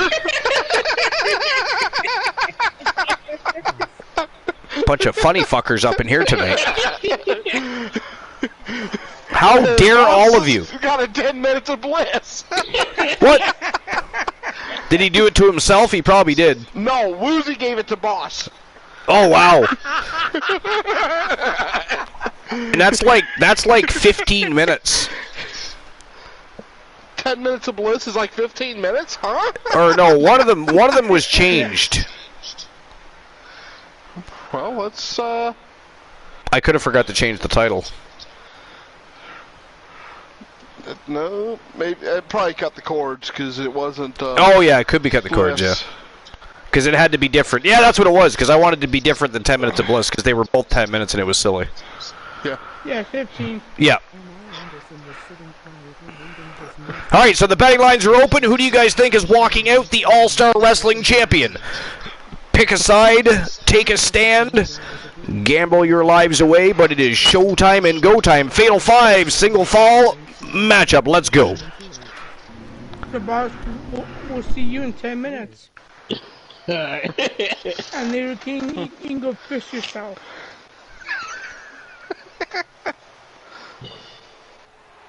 Alright, 4 fucking jokes, eh?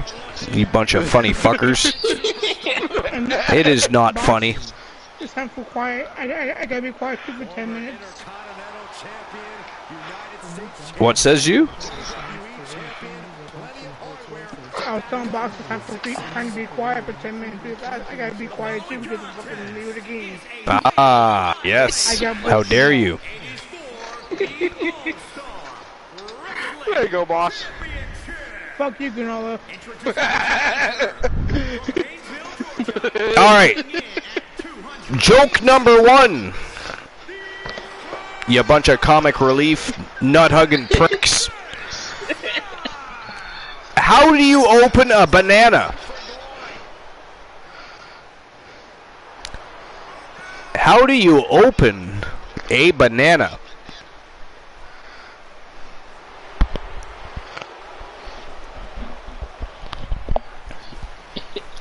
And I hope none of you get it. You're a bunch of ghastly creatures. You don't deserve to get it right. Matter of fact, I don't even remember. You know what? I don't even remember inviting any of you here tonight. How dare all of you for even being here uninvited? What is it? Just an open door policy? We just come in and go and come and go as we please around here? No invites? I need to have myself a subscriber-only channel. Then I'd have at least Vincent. Patch up them cords. Ooh, yanking back the curtain. Take that, boss. I hope you were busy trying to get a drink or a snack. You are screwed to the pooch, sir.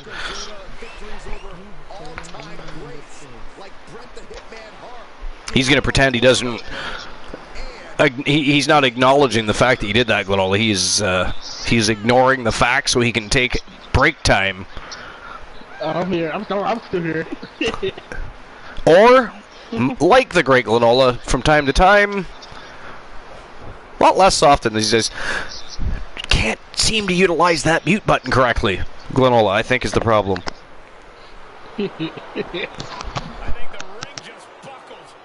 Unfortunately for his opponent, all of Yokozuna's weight and power is about to be focused on them. DC has a point, Archer. She says, "What did she do?" And you always told her it was always invited. I mean, DC doesn't count. She is of course the VIP of the army. I was speaking about all you Cretans. How dare all of you just show up uninvited? I mean, I'm just going to show up at your house for dinner without an invite, and it better be something good. All right, so anyways, did anybody take a shot at how we open a banana, by the way?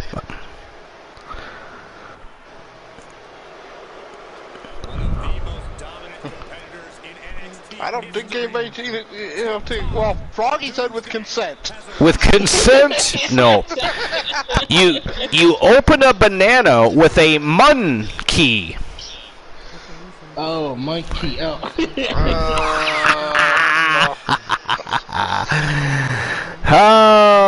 Hey, here's another one. Did you guys listen? This is actually pretty funny. You may or may not have heard this in the news, but did you guys hear about the guy whose left side was cut off? He's going to be all right.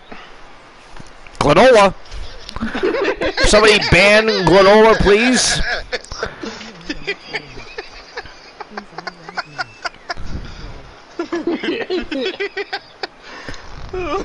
What do you call it when a snowman throws a temper tantrum? A snowball? A snowball. Says Boss Apollo. I mean, yeah, a snowball.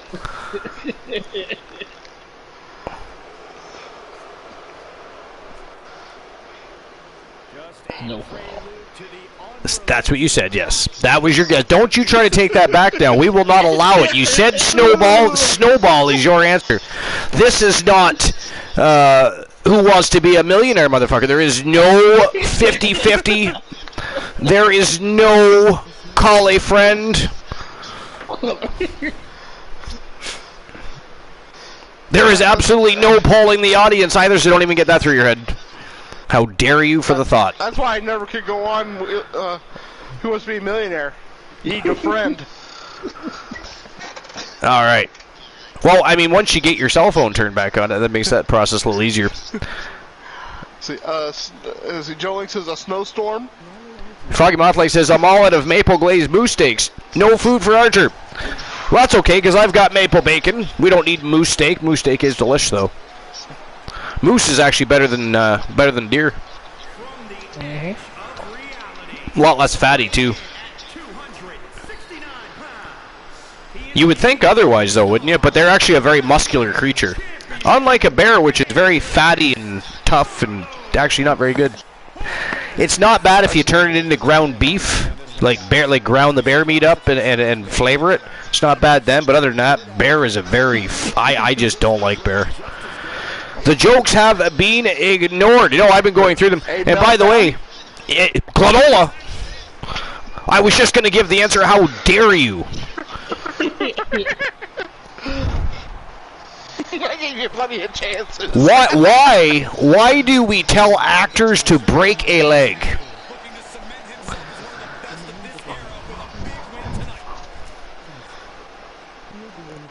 Oh man, I've heard this one. I did too. What was it? Break a leg. Woozy's just not even attempting this shit. He's like, I am out. Fuck you guys. I got bliss. Oh, look at that. He cheated his bliss, guys. You see that? Ha ha. Oh, no. So, is there a punishment for that? Should there be a punishment for breaking your bliss? Now that, you know, I'm... mostly because it's not me being blissed and, you know... The answer was a meltdown. The answer was a meltdown, damn it, yes.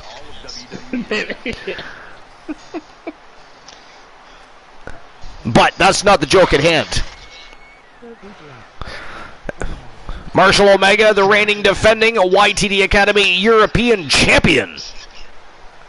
Looking good with that title around his waist. From Team Night the Undying. I shall return. I go to the facilities. How dare you?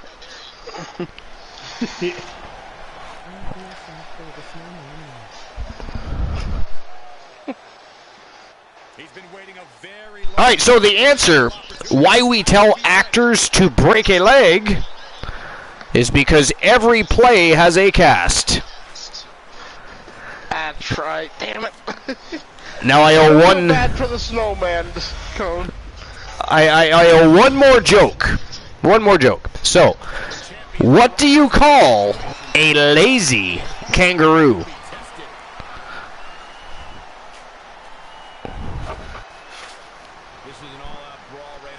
What do you call a lazy kangaroo?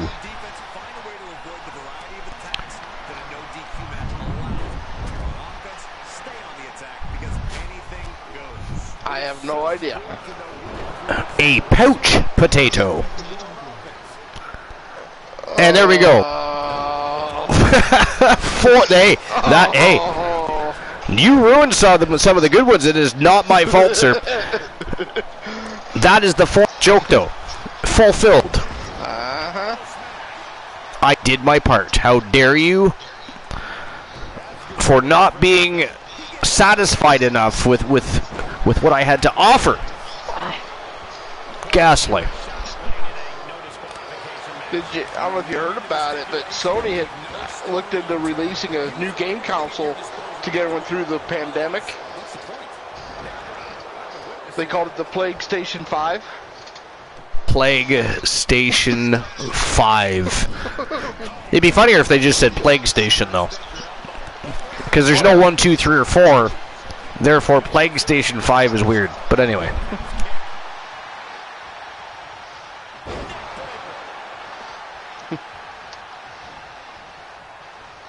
Well, yeah, I gotta say, I started crying the other day when Dad was cutting onions. Onions was such a good dog. My first thought would be, why the hell is your dog named Onions? Do you plan on eating him? You just thought you'd name it a food group? That way when you ate, he didn't feel so bad? I mean, that's weird. But,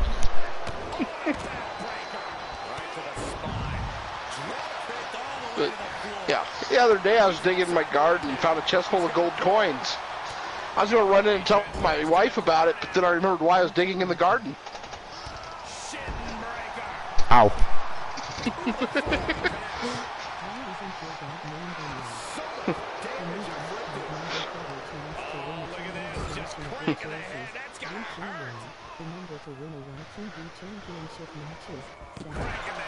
So, Boss has a list, Woozy has a list. Who goes first?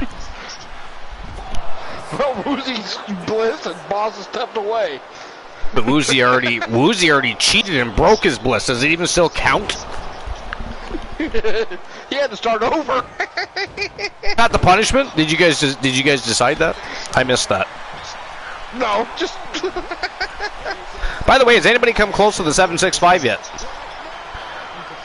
We know Boss Apollo got the 3-2-1. That one is out of the loop, so to speak. Yep. Woozy said as a punishment he's going to be banned for a match. Sounds like a good punishment. So basically banned for this match. Yeah. I'll go ahead and do my other list I have. Oh, yeah, sure, go ahead. Yeah, no problem. I didn't know if Boss had his list ready or whatever, but so, yeah, go ahead. And this is the best finishing moves in wrestling history. Best finishing moves in wrestling history this time. Nice. I know you're going to have some things to say about it, Archer. Good and bad. But starts off, this is going to be from StadiumTalk.com by Dustin Turner, dated July 22nd, 2022. So, pretty new list. Steve Austin's Stone Cold Stunner. You know, to be a hot topic on the list tonight, Stone Cold Steve Austin Stunner, but yeah, it's a great move. It is. You know, as a finisher, I take nothing away from it. Nope. And Nope. it doesn't say ranked or anything, so... I mean, I don't really have a problem with that being on a list of 10 best finishers. I mean, it's again, it's a combination of 3 different moves all put together in one. It's a neck breaker, a cutter, and a jaw breaker all at the same time. You know, and yeah, I don't know. Yeah. I think it belongs. Yeah. Next one, entertaining, got a hell of a pop. Is it one of the best? I don't know. Hulk Hogan's big boot and leg drop. I mean, it's a good combination move. It does, for me personally, very, very best. It's a signature setup for a finisher. I don't even think it qualifies as a signature setup. I think it is simply a mid-match, let's try and get a pinfall and see if we can steal a quick one. And then they kick out and you have to go through whatever your finisher is anyways. But yeah. But, you know, at the same time, you know, at the time frame, the finishers weren't super fancy when he started doing that, you know? That is true. You know. We're talking the different decades and eras where it might be. I mean, I guess in the 70s and 80s that would have been. Yeah, you know. I don't know. So. Nobody else was doing it. That's for sure. Nobody else was doing it. Not the way, you know, the big boot into the jumping leg drop. Oh yeah. So I guess it was innovative for its time, so to speak. Maybe. I don't know. From what I remember seeing at the time, wasn't a super common move at that time. He wasn't a common man.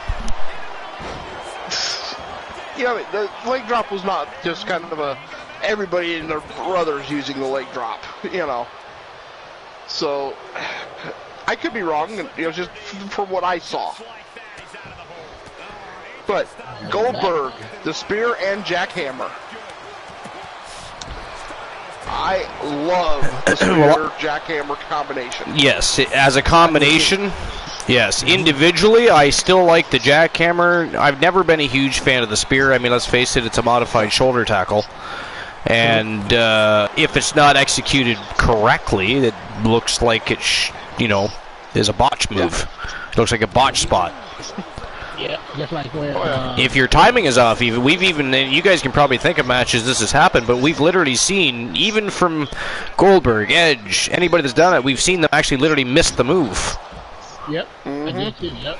That's all footwork and timing, right? So, but the jackhammer is a standing vertical suplex that he holds for seconds, letting that blood drain to your head, and then he slams you down into a power slam and pins your ass to that. That is, I like that move. I've always liked the jackhammer. Jackhammer's a great move. You know, he did it to people like The Big Show. Right? Yeah. And right? Helped them, vertical.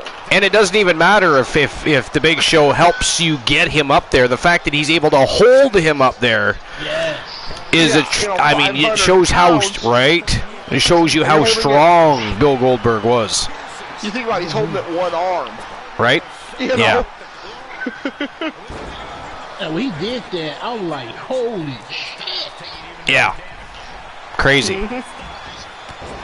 All right, up next, we have discussed many, many times, and I know we are all in agreement, it's one of the greatest variations ever performed.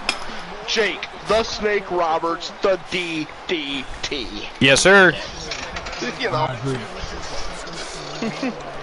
I have no problem with Jake CDT. Like I said, it's not the fact that it's a DDT, because again, the DDT, lots of people have done it, nobody reinvents the wheel, but the reason he reinvented the wheel was his application of. It was the application and the execution. The style he brought to the DDT is what made it look so vicious. He just did it. Go watch. He did it differently than everybody else. Speaking of which, I will be posting this list in the Discord, because it's another one that actually, with each one, has a short clip of them doing the move. And in this case, he's doing it to the King. You know, Snake Robert DDTing Jerry the King Lawler. do love this. You know what else we have to get into the Discord? We need to have a section on Discord where we can go and see the wrestler, whether it be Elijah, whether it be War of the Machine, Alan Sever, whatever, and have a YouTube link of their theme music. That would be awesome. Right? We need to set that up. So listen, guys, I have to visit the facilities. I'll be right back. Continue this list. I won't be long. Plus, I want to get back before this match. This has been a fucking awesome. I got to tell you, every single match has been fire tonight. Oh my God. And the surprises along the way, although I got to be honest, it annoys me to see a Ninja Turtle and War of the Machine from Starrcade and what the hell Archer was doing interfering with the Bloodline. We're trying to get rid of the Bloodline, not invite them back. He's a moron. But anyways, I'll be right back. And for all you hesitant, I will rule you. Oops, wrong king. Oh, but he was still a great king. But we got Brock Lesnar with the F5. Again, this is where Archer and I kind of disagree. I like the F5. I think it's a very effective finisher.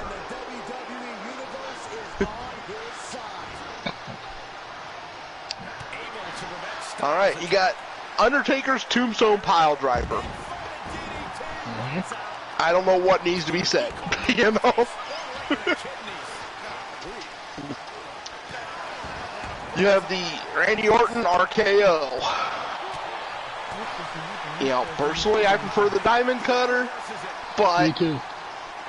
you know, is it effective? Oh, yes, and Randy does a great job with it. We have Triple H's Pedigree. And, you know, that's another one that, you know, I love the move. And, yeah, I don't know what more can be said. Me too. Next, we have Lita's Moonsault. I don't care for it. I enjoyed the move. One of the greatest finishing moves in history, not so sure. Yeah, but yeah, I'll agree on that part. You know. They would did like they would did the top 10 finisher for women wrestlers. Yeah, it'd be a different story. I might go on the list, but you know, Kurt Angle's ankle lock. I hate Angle. I've never liked Angle, but as a finishing move, that is a hell of a finishing move. I like the part where he used to get him and then go to the rope and then he'll pull him back. Yeah. And anybody that doubts the ankle lock, UFC number, I want to say it was like number 2. Ken Shamrock lost to the ankle lock. Hoist Gracie put him in an ankle lock, and that was how Shamrock got beat in that UFC. Oh, yeah. Yeah, so the ankle lock is not a joke. Now this one, I do not like it. I do not like the, I have returned, and wow, what a time to return, ladies and gentlemen. The winner of the match and new Archerverse All-Star Wrestling Champion, Yokozuna. And my pick was right. You chose that's right. I forgot you went with Yokozuna. Congratulations to Yokozuna. And Archer, while you were gone, you missed the F5, the Tombstone Pile Driver. The F5 shouldn't be there. AKO! The Pedigree. I like the Pedigree. I mean, it is simply a double underhook face buster, but I mean, or some people call it a pile driver, whatever. But and then we have Lita's Moonsault. You know what though? Her moonsault was like she got so much hang time and air with that moonsault. It was better than Jeff Hardy's fuck. Oh, definitely. You know what I mean? So if that lands on you, yeah, I just don't know if I call it one of the best finishers. But neither should the F5, right? The F5 shouldn't be there either. I disagree with you on that one. I like the F5. You know, it depends how he it depends how he delivers it, because he delivers it differently, and He do. if he does it where he has you in the fireman's carry, flings you around and pulls you in and drives you down with the F5, that looks devastating. But when he just releases you, or sometimes it's like he, I don't know, loses his footing and falls down with the F5 with you. It depends on how it works out. Yeah. But I don't know. I think there's other moves. Like I said, that's where you and I have kind of agreed to disagree situation. But then we have Kurt Angle's ankle lock. Ankle. With the angle lock. Yeah. Which actually, I've technically seen it called the angle lock. So. Yep. That is absolutely true. All right, next match of the night, ladies and gentlemen, is for the Archerverse Women's World Tag Team Championship. It is a Trinado Tag Team Eliminator. And we, of course, have Hardcore Country, China and Mickey James. We've got the Union, Kaylee Ray and Dewdrop, and they are looking to dethrone the Outlaws from Team Joe Link, Amber Extreme, and Britt Baker, DMD. Who do you guys got winning this matchup? Bosses on a roll. Who do you got? Hardcore Country. If I had to pick, I would pick. I'm going with the hard choice. Well, you're trying to figure it out. Hello, Soul Embers. Welcome. Soul Embers in the house. What's going on, Soul Embers? How's it going, man? Alrighty. I'm going with China. You're going with Hardcore Country? Yeah, Hardcore Country, yeah. Same here. All right. Well, it's either going to be Hardcore Country, the Union, or the reigning defending champions, the Outlaws. You'll have 5 minutes to make your bets. As always, Glenola, who do you think is taking this one? Hardcore Country. Hardcore Country. I am going to go with the Union. You know, I mean, they were the underdogs last time, and they actually managed to win both the YTD Academy Tag Championships, and if you guys remember, they also went on to win the Archerverse World Tag Team Champions, so they are former champions, as is Hardcore Country. This is champions versus champions versus champions, so to speak. This is a fantastic tag team matchup. Oh, yeah. What a night this has been for matchups, and I got to tell you, the beginning of the road to the second annual Halloween Havoc is already smoking hot. All right, there we go. Betting lines are open. Alrighty. So, up next, we got BM Punk's GTS. BM Punk's GT. You got to say that every time, man. You just got to get that in there. Oh. BM Punk. Mm-hmm. I like it. But, yeah, I personally, it's kind of effective, but it's just not that great to me. I mean, it's almost like an F5 delivered to the knee. Yeah, but to me, it just doesn't that good. Maybe it's because I don't find him entertaining at all. I think it would make a better signature than a finisher. You know, or even a last-ditch resort effort to try and win a matchup. I could see that, but not a finisher. Mm-hmm. I don't think that's my personal opinion. Yeah, of course.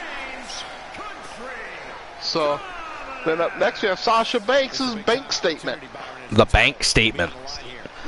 And I mean that is kind of cool, you know. It is. You know, with the way she follows through into that submission, that's, you know. Now the next one I love. Bret Hart's sharpshooter. Yeah. You know. Well, and the way he does it, it looks like he's destroying your calves, your thighs, and your spine all at the same time. So Yeah. and the way he has your foot positioned under the armpit as well, that's attacking the ankle area as well, by the way. Up next, Sweet Chin Music, Shawn Michaels. Yeah, I kind of figured that was going to be on the list. I have to say, the clip they're using is one of the most emotional uses of it I can remember. Putting out Ric Flair. And that is, yes. And they actually show him mouthing, "I'm sorry." You Yep. know? Yeah. That was a It's good just, match. I remember that. you know, that is just, you know, watching Shawn say, "I'm sorry," you know, "I love you." I would be. Flair's head off. I'd be surprised if all of us wrestling fans weren't in tears during that match at one point or another. I'll be honest. Yeah. So that was one hell of a match. It was. It was very emotional. Yep, it was. Oh yeah. Yeah, but up next is the Walls of Jericho. Again, I love the Walls. Yeah, I mean it's just like an inverted like, well, not inverted. It's a variant of the Boston Crab. I liked the way he did it when he would stick his knee in the spine. And yeah, I bend you all the way back. Yeah. Yeah, That was as opposed to sometimes he would just sit on you like a regular Boston Crab, and they would call it the Walls of Jericho. It's like, no, that's not the Walls of Jericho. No. Yeah, to me, the Walls will always be when he was bending you. The Lion Tamer is what the Walls of Jericho became. When you're, is what it is. He's bending you so your ass is touching the back of your head. Yeah. You know, that's what it'll look like. So Yeah. we request a dark match. It gotta be dark match. Team Soul versus Team Woozy. What is it? Team Soul versus Team Woozy. So that would be the Weapons of Mass Destruction versus the Coalition Starcade. So that would have to be okay. I was going to say YTD. It is a YTD. Yep. I should learn to read. Okay, yeah, we will definitely make that happen. Oh yeah. All right, we got Razor Ramon / Scott Hall, the Razor's Edge. Yeah.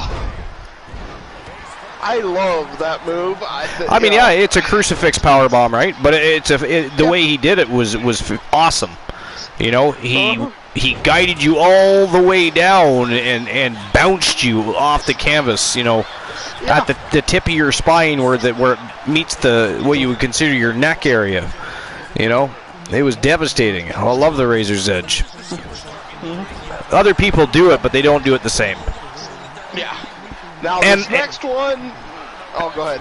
I was just going to say, when they do, no, they don't call it the Razor's Edge anymore. They simply call it a Crucifix Powerbomb. But when they do a release Crucifix Powerbomb, that doesn't look the same at all. I don't care for that one because it simply looks like you're just slamming them. You're just tossing them, whatever. It doesn't, I don't know. Yeah. Well, so it depends. If they get some good distance with the toss. Yeah. You know. Yep. No, you're right. They're, you know, hurling you, you know. Yeah, I like that. But when it's just basically them releasing you, you know. But this next one, I'm just not sure it could be really truly called a finisher. Because as far as I'm aware, it never won the guy a match. Ric Flair's Figure 4. Actually, to be factually correct, it actually won his very last match. Oh, yeah, that's right. Yeah. To be fair. Yeah. As a signature, yeah, it's a definite signature. I just don't know if I can call it a finisher. Well, yeah. Well, I don't necessarily disagree with that. You know, but I enjoy it. I mean, you know, nobody does it like Rick. Nope, nobody does it like Rick at all. I mean, lots of people have done the Figure 4, but he always did it in the most entertaining of fashions. So. Yeah. And he just made you believe that when he did it, he was going to tear your legs off. You know what I mean? It was just, Ric Flair was awesome. Ric Flair was awesome. Mm-hmm. All right, this one here, I'm not a big fan. I'm not a fan of at all. Nope, nobody would ever think I'm a fan of it. Diamond Dallas Page, the Diamond Cutter.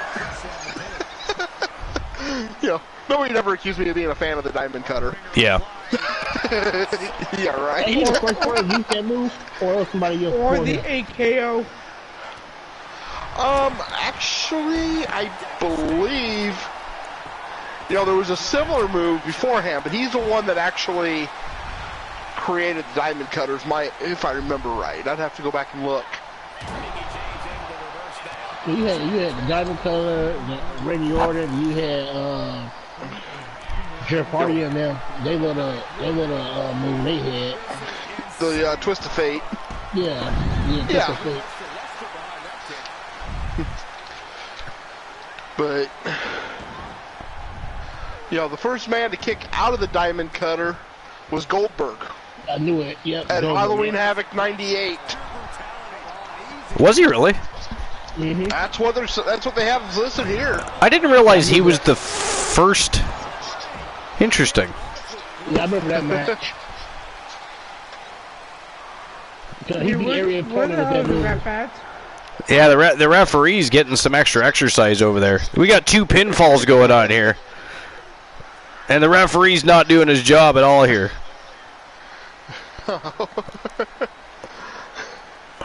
Okay, Woozy, have you been drinking with the refs again? I neither confirm nor deny it. Can't confirm or deny that. There we go. We know it. Oh, finally! Amber Extreme, I think, just eliminated Doudrop. No, China. Sorry, China eliminated. Who did she eliminate? No idea. She eliminated part of the. You don't even know either, sir. How dare you? A member of the Outlaws, I believe. Yeah. Yes. So yeah. Britt Baker. Britt Baker, DMD, was eliminated. Oh my God! I can't believe we couldn't think of that. Now that's funny. Oh my God, Froggy! Someone get War back so he can get the win for this one too. Right? Oh, man. Although, do we really want him involving himself? Right? Yeah. This is. We do not need War as the women's tag team champions. Froggy Moth Legs, thank you very much. How dare you? Even put that out there. And DC said, "Good answer, Woozy." Joe Link was on the ball. He said, Britt Baker. Yeah, we figured it out finally. One half of the champions. Joe Link, you was 5 minutes too late. You really think I would tell my secrets on air? DC? You should know better than that. War is the women's champion. Froggy is very entertained by that thought.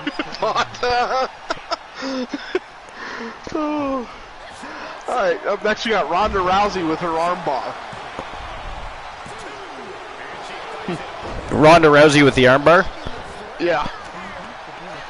Yeah, it's effective. And she does it unique compared to the way other people do it as well, but Yeah. Is it one of the best finishers? You know. no. I don't think so. Yeah. Yeah, it's...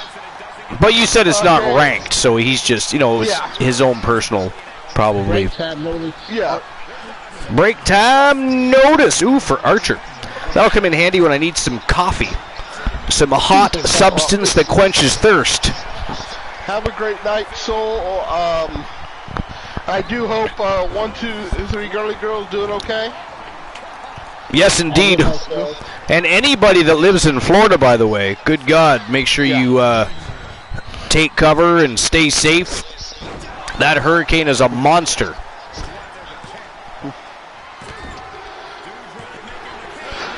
Amber Extreme just eliminated Kaylee Ray.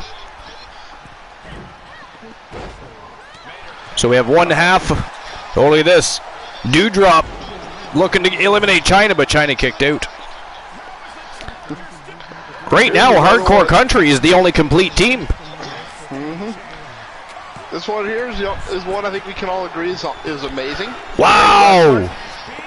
There goes Mickey James. It is even Steven between the teams. Swear jar for Woozy. Swear jar for Woozy. Take that, Woozy.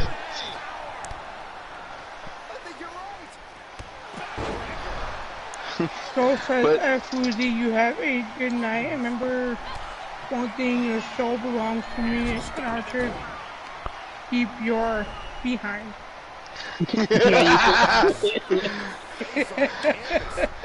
Okay, there's a joke time on Boss and one on me.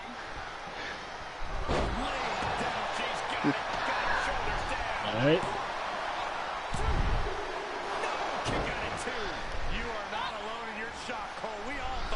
Okay, Archer, which co-host?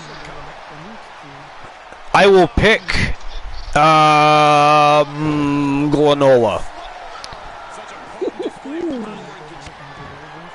And you also have Tree of Knowledge or Rotten Fruit, Glenola. I don't know what happened there. It's Twitch. It's misbehaving tonight. I don't know. I don't understand. Actually, I've heard Twitch has been misbehaving all day. Yeah. And last night, I was having issues doing the autofill for names. Oh, yeah. No, there's definitely been some issues with Twitch. So I'll go and get a joke here. Maybe they'll give us an update and something else will go missing. Next, we don't need to use emotes, you know, because they're too distracted. They distract viewers when they're watching the program. Yeah. But when my Uncle Frank died, he wanted his cremation to be buried in his favorite beer mug. Wait, hold on. Is this Tree of Knowledge, or is this a joke, or No, is this? This is the joke time. Okay.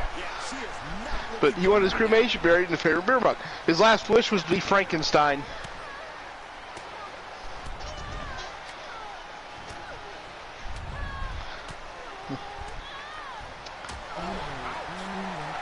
Okay, because that one wasn't very popular. DC says, and raid. I mean, what do we need that for?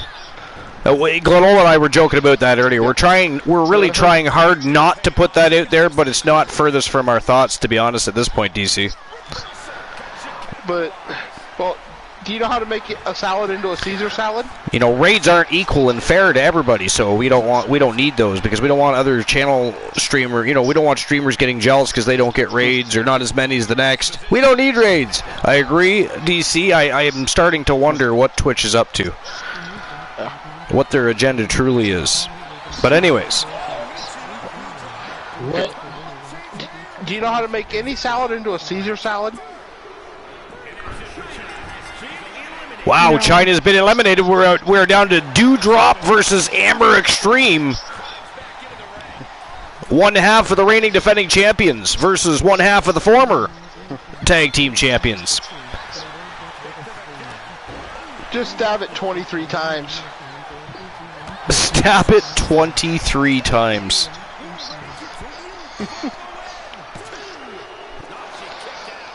Okay, wow, Dewdrop kicked out. You have a joke, boss? Alright, what happens when a strawberry what happens when a strawberry runs over in the street?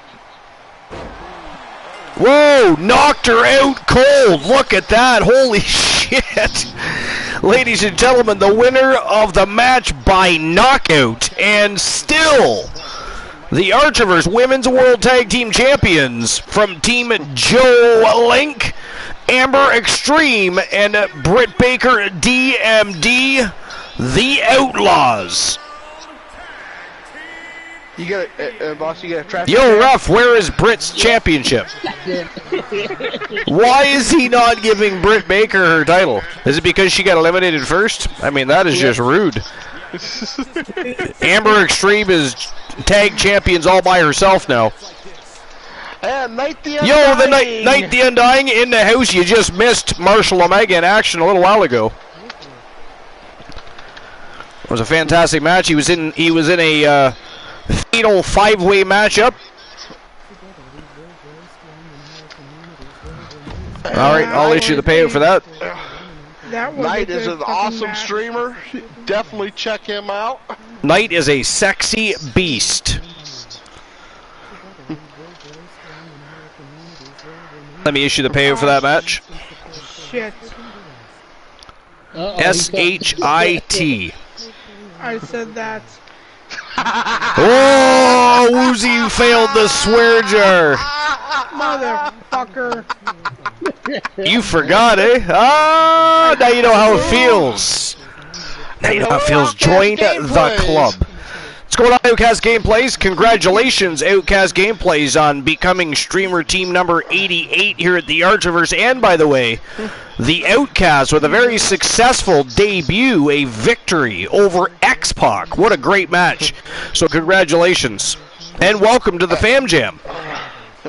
And Knight, my pleasure to give you a shout out, my brother. My brother. All right.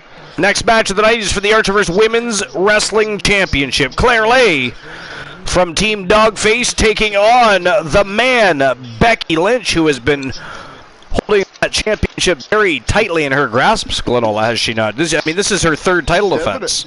Third title defense. Wow. When I don't even... So go ahead. Congrats on 100 followers.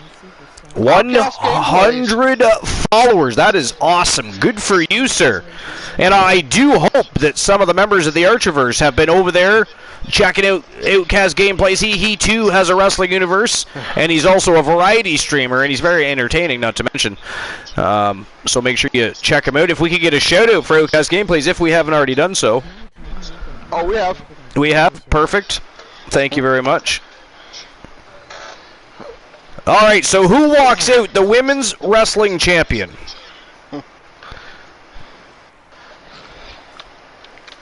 I'm going to go Claire Lay. You're going Claire Lay?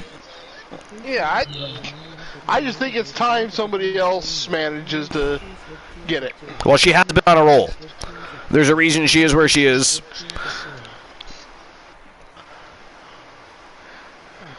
Woozy, what do you think? I mean, this is not a match, so technically you can speak. Should I report the question? Sorry? What was the question? Oh, who do you think? Wow. Not only was he banned, he wasn't even watching the show, ladies and gentlemen. Did not find it important to make sure he knew what was happening. Maybe some people in the audience were talking to Woozy. He never would have known. He's simply ignoring us all like we do not exist. That is fantastic. That's the Archiverse guest host, ladies and gentlemen. I'm scraping the bottom of the barrel these days. I do apologize. And Woozy, the question was, to be or not to be? That is the question. The true question. To be or not to be? Oh, see, now look what you've done. Now he's going to be quoting Shakespeare all night and pretending he's smart. You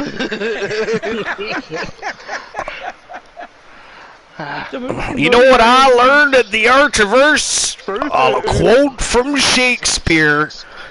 To be or not to be, that is the question. All right. So betting lines are open, ladies and gentlemen. Feel free to start betting. Who is walking out the Archiverse Women's Wrestling Champion? Is it the undisputed, reigning defending champion, the man Becky Lynch, or will Claire Lay finally dethrone the man and give us a brand new queen on the throne?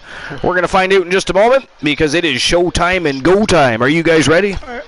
Yes. Archer, I am so ready for the great entertainment you put on every single night. You know, what was the question again? How dare you, sir? Awesome... Everybody ignore, pay no attention to the man behind the curtain attempting a coup here. We do not listen to such antics or entertain them. We simply ignore the fact that he is attempting to blow smoke. I have to do this. You wanted compliments. Wait a minute. Oh, right, but those are That is not the point. Those are terrible compliments. I mean, you could compliment. He's got a point. It's ghastly. It is ghastly. You could compliment the giant puppy on,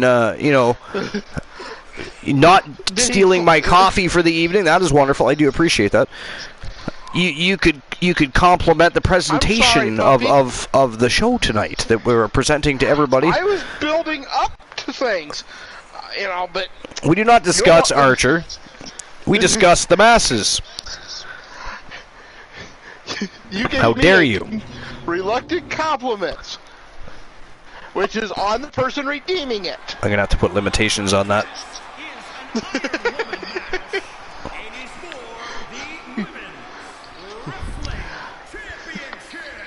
See how Archer is? Ghastly.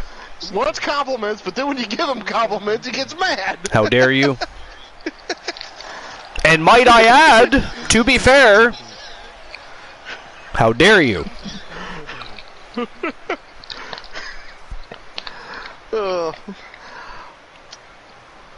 Anybody ever noticed that Claire Lay's actually got a pretty nice ass? Have you all noticed that before? I've never really noticed that before. I haven't really paid attention. May I say? I mean, I think Glanola is lying, don't you guys? I think he's noticed. Yeah, he had to. Yeah.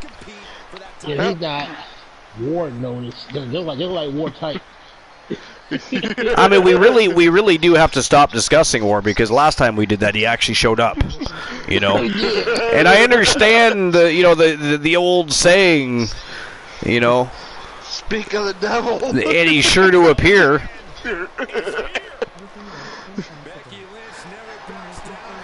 Yeah, actually, a few people today remember the second half of that saying, They always think of speak of the devil. They don't realize what the rest of it is. Yeah.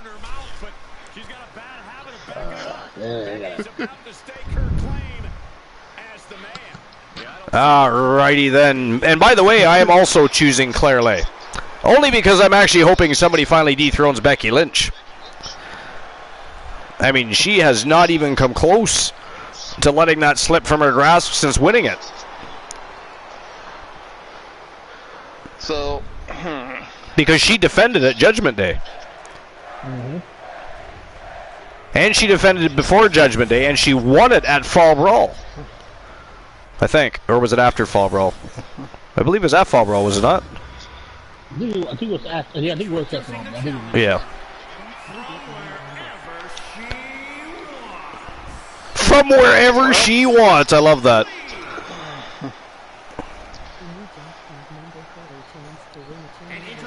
This wasn't. Outcast Gameplay says, I got some big money on this. Looking like Kim Possible. Yeah, I'm not calling him, man. I gotta get up in a couple hours. Alright, boss, thanks for being here. We shall talk to you tomorrow.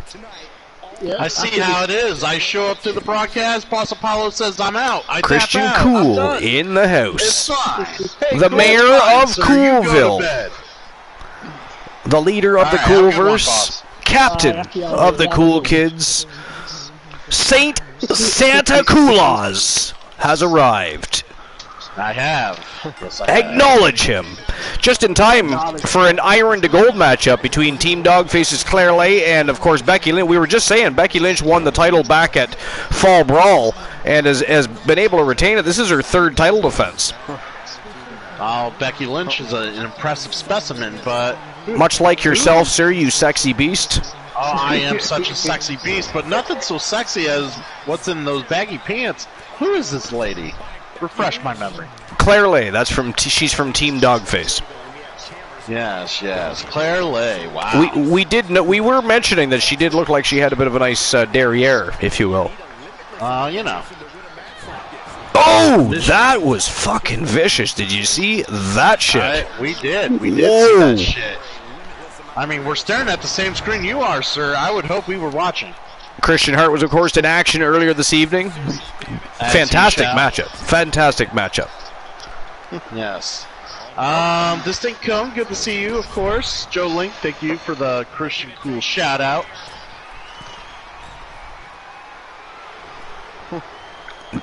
Did he use the proper shout out? He did. He did. Good for you, Joe Link. Both Joe and I did. Oh, you guys both did it? A double shout out for Christian Cool. Oh, Hemet Flags. It's one for Christian Cool, one for Santa Cool-Laws. And of course. Well, we got Papa Cool. Outcast.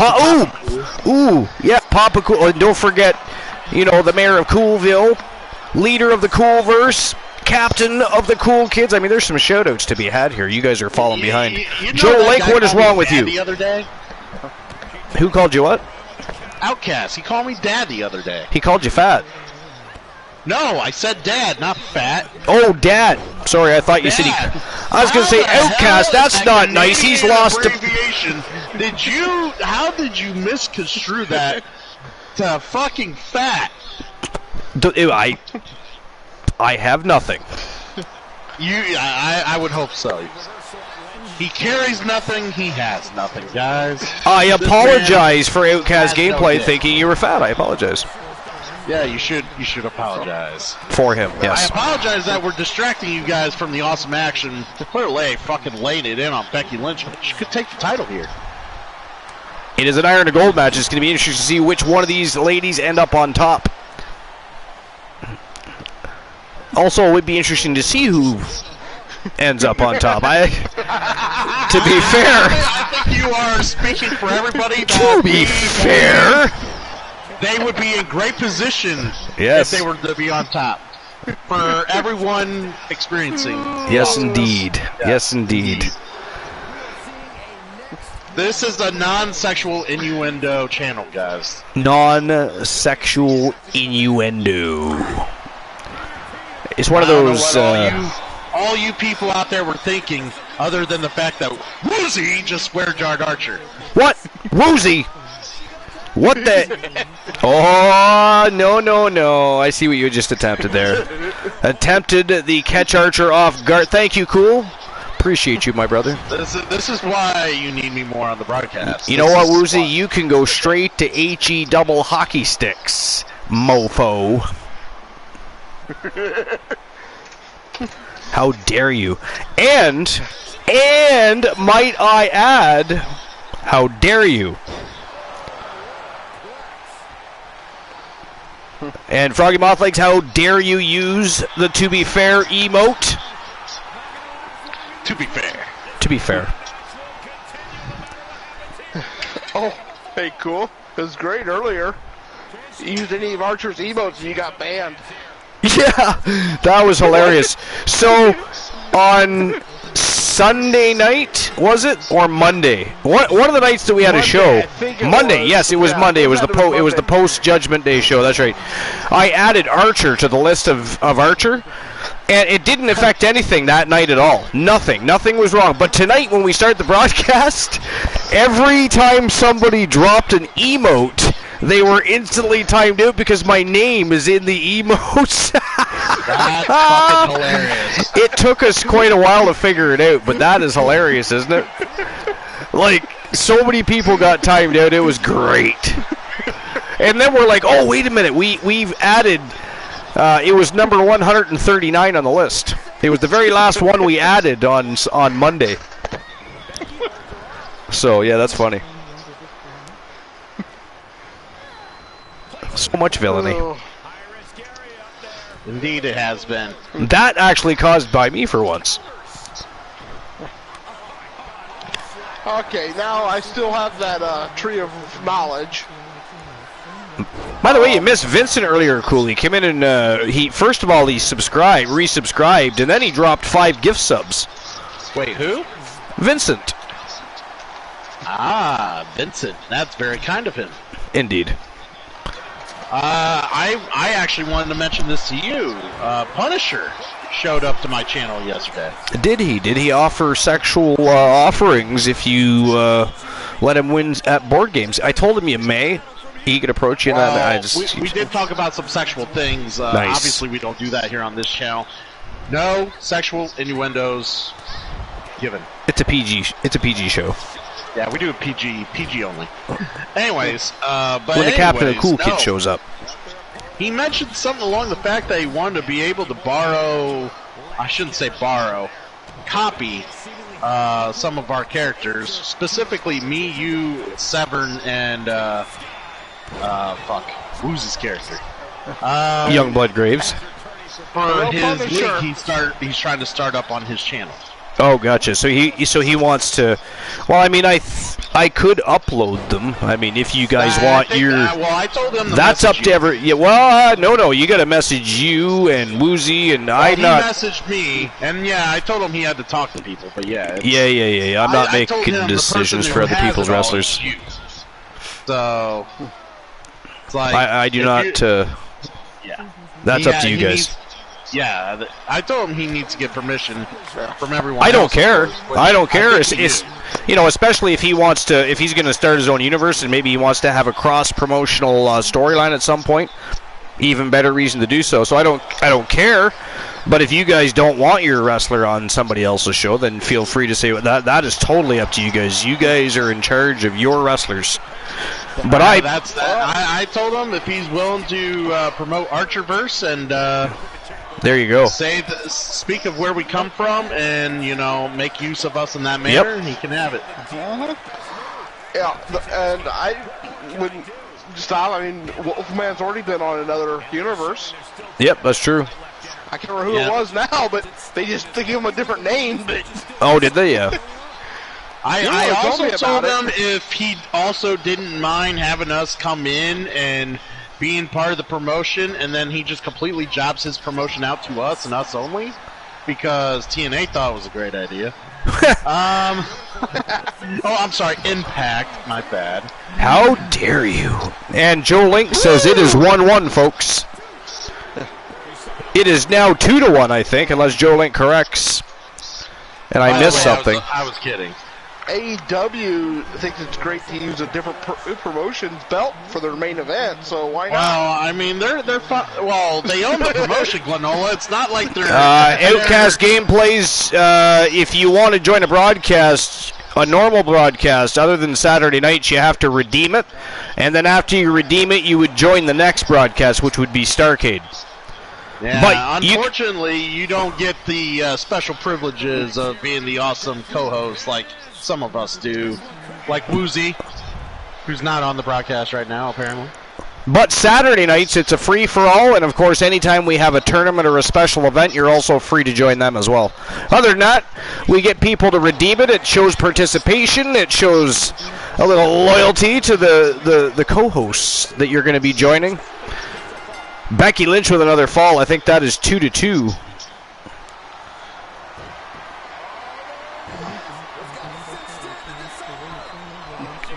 You redeemed one a long time ago and never used it? Well, then feel free to join us on Friday. You know what's funny?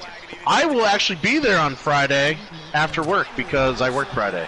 So I'm not going to stream after work. So I will join the Archerverse on a random Friday. Cutter by Claire Lake. Can she go up 3-2 here? She does. 3-2 is the count. Where is Dogface, I wonder right about now? Can we summon the dog? Maybe if we drop his... If we drop a shout-out, the exclamation point DOG, maybe we can summon him all the way from... Whoa, that is it, that is all! Ladies and gentlemen, by a score of 3-2, the winner of the match and new Archerverse Women's Wrestling Champion from Team Dogface, Claire Lay, your new champion. And I have returned from the ghastly fucking bang. Welcome back, Woozy. Welcome back, Woozy. And I'm just going to get this tree of knowledge, rotten fruit, out of the way. Can you, first of all, could you sing Woozy a welcome back song? We need the star of the Archerverse, the linguistic star of the Archerverse, the great Glenola, to sing him a welcome back song after he was stuck in the abyss for so long. Oppressed was Woozy. He needs a little love. He needs a hug. And by the But way, Archer, your spread jar is up. Fuck yeah, I beat it. I was wondering about that. I've been thinking of other words I might have to say at certain times. Luckily, Glenola did most of the talking for once. He did most of the talking, so it was a little bit easier to defeat this time. Appreciate that, by the way, Glenola. So before and Christian Cool. Before Glenola does the song and whatever else he's doing, Cool, I'm officially an affiliate. Yes, Christian Cool. Woohoo! Woo! Congratulations to Woozy Poozy and Outcast Gameplays. I got deer in my. Woo! And Outcast Gameplays, also an affiliate, and I believe reached 100 followers, if I'm not mistaken. Good for him. And then also, I also got my laptop as well. Wow, you got your laptop as well. Fantastique. That is good news. And also, Outcast Gameplays became streamer team number 88 tonight.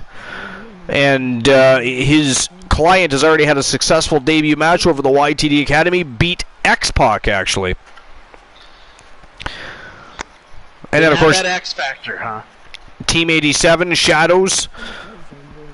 His client, Tony Stone, defeated Aria Davari, also a successful debut. So we had two streamer teams with very successful debuts earlier today. It's been a very interesting day. And we've had a Ninja Turtle interfere with things tonight. Archer, for whatever reason, decided to stick his nose back in the Bloodline business when we just thought we got rid of them. Not really sure what that's about. And then of course, War from Starcade. You know War belongs on Starcade. Cool, you know that one. Yeah, part of Wolfpack. You know that one.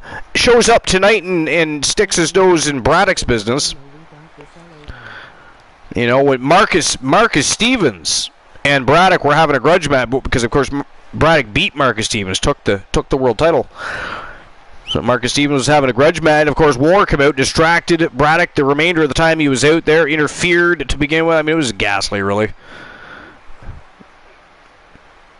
Matchup with the Hart Foundation was phenomenal, though. Glad to hear it, man. Glad to hear it. And you sure you want me to do this, Archer? Do what? Oh, good. Oh, no. Oh, sing a song for... Well, you know, it has to be done. I think it is about time. It's only going to be a partial. Yeah, a partial. We tease him a lot because we got him on the spot. Welcome back, welcome back, welcome back.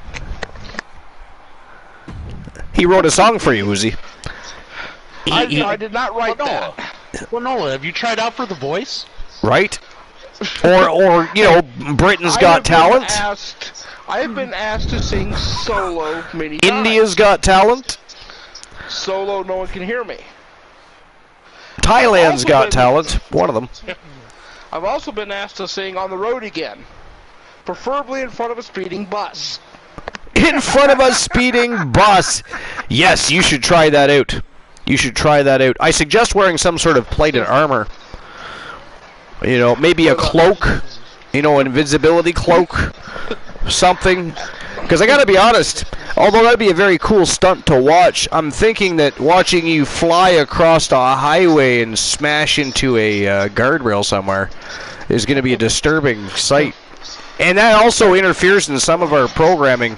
I gotta tell you, I'm not really behind that. We'd have to cancel matches.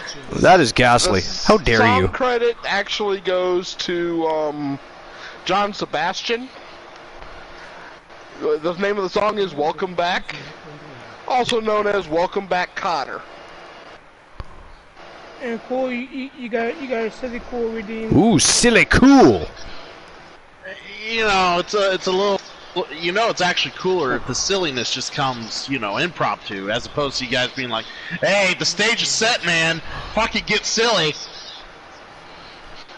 Yeah, it will come. It will come. Yeah. But okay, here we go. I had the Tree of Knowledge of Rotten Fruit given to me.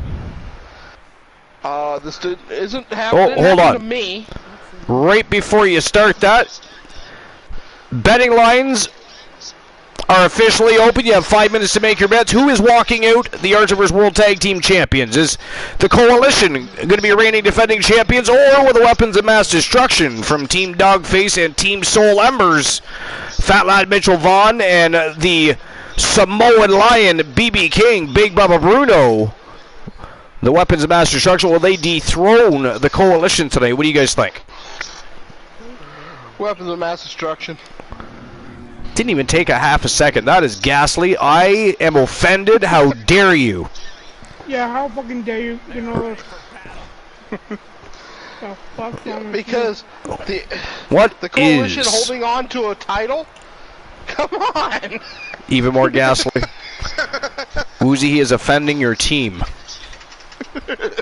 He's not just offending my team, Archer. He's offending our team. Damn it, that is correct. How dare you? Fat Lad Mitchell Vaughn, of course, the reigning, defending WCW World Champion. Won that championship at Judgment Day. I dare. I know you dare. I dare like a bear. Like a Care Bear. Care Bear countdown. 5, 4, 3, 2, 1. Go, Granola. Alrighty, so this did not happen to me, but I thought he was going to sing the intro to the Care Bears no. theme song. He fucked us all there, didn't he? He did. This didn't happen to me. I was saying, goddamn, I hope he didn't get shot by a Care Bear stare. That'd be weird. For those of you that may not know, Saddam Hussein's son had his own pleasure palace. Oh, yeah. And my younger brother actually stayed a night in the pleasure palace. I'm going to say that's true. I'm going to say false. I'm going to side with Cool on this one. I'll go with true, just because, well, it seems very strange, and it just, the shoe fits. Cone says false. So 2 false, Froggy 2 false. True. 3 false, 2 true. That shows range it's possible.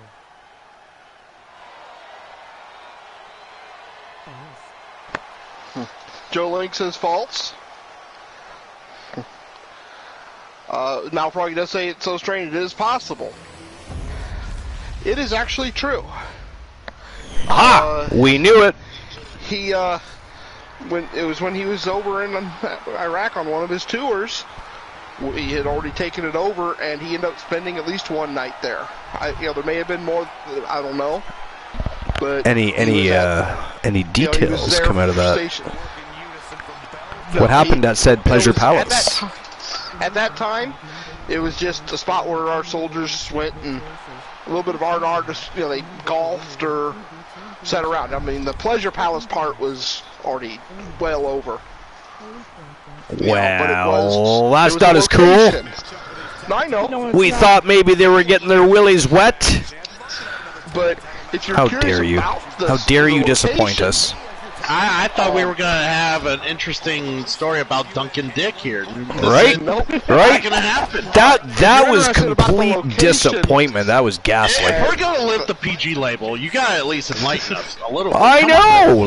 You just left us hanging there with thoughts of arousal and absolute sin, and you tore our hearts out with, the pleasure palace didn't actually exist anymore. It just became a place where people sleep.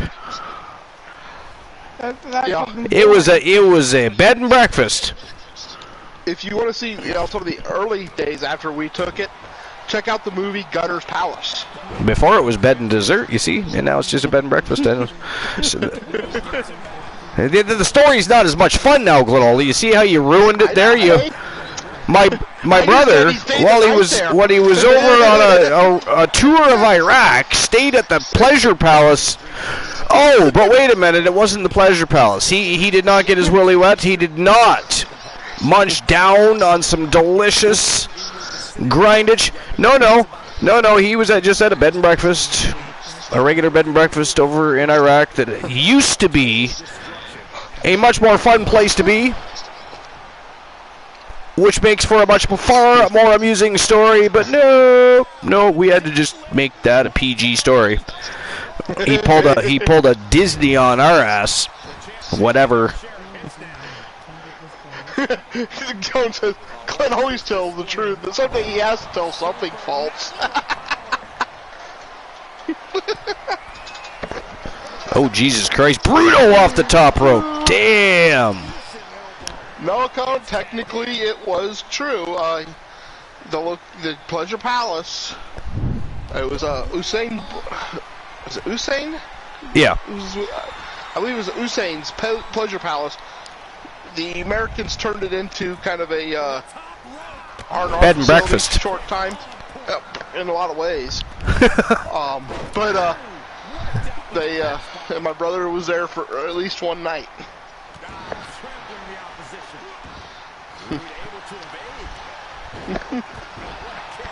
You know, we need to retell that story without the retraction, right? I mean, I think that we need to start over. Somebody, you know what needs to happen here? We need to have somebody else tell us a story, and then Glenola can just jump in and say, "Well, you know, I had this, and he can continue on and retell it, reimagining, if you will." You know, it's like going from the Justice League to the Snyder's cut of Justice League. It'll just make for a more, a more climatic experience, if you will. I don't know.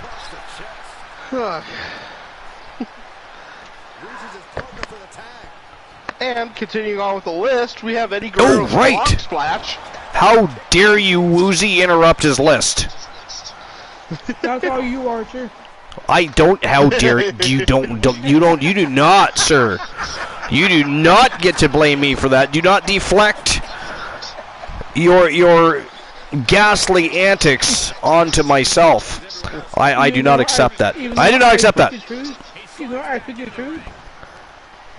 do not accept that. Before he goes on with his list, let me get my joke out of the way that was redeemed. Yeah, somebody had to redeem it's a cool time. There's no crowd participation in this one. I just basically tell a joke here. All right. No crowd participation. Yeah. So, 3 old ladies were sitting on a bench when a man came up and flashed them.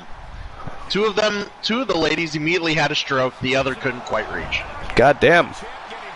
Must have been a nice set of hooters. I mean... That was a good one. Yeah, cute little joke. Got the joke out of the way. All right, Glenola, carry on. Alrighty. But yeah, I'll just let you know this is best finishing moves in wrestling history. And I kind of agree. The 5-star or the Frog Splash from Eddie Guerrero, great move. Yeah, he always entertained with it. I mean, to be fair, Rob Van Dam did a good one too. Oh yeah.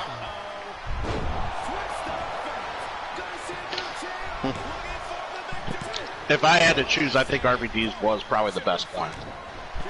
You think his was better than Guerrero's? I do too, it because just looked like RVD did that little extra when he did it to make it look like he would turn. Yeah, he would turn himself midair and then land on you. That was what always got me, is how he could turn himself in midair, you know? Yeah. I mean, Eddie's looked like it was like he put full force of his body on and got it. So, like, probably, yeah, they're both great. Like, I'm not going to say one's better than the other, but RVD's looked like it hurt a lot more. Yeah. And, it was a guided missile compared to just a missile hitting you. Really is the comparison. Yeah, fair enough. Both are just as effective. Just RVD's was aimed better. Now everyone else does a frog splash, and everyone else sucks at it. So. But there's been a few people do a good one. Although rarely used, Seth Rollins from time to time has pulled it out, and he does a pretty good one. Yeah, I mean, it's executed fine, but there's nothing about it that just feels unique, Oh well, no, you know? it doesn't stand out. Yeah, I see what you're saying. Yeah, that's what I'm saying. Like Eddie, make it. You know, there's a fine difference between an Eddie Frog Splash and then Seth Rollins Frog Splash, or anyone from NXT doing a Frog Splash. That's what I'm saying. But Becky Lynch's Disarmer, which we just had on the worst list Monday.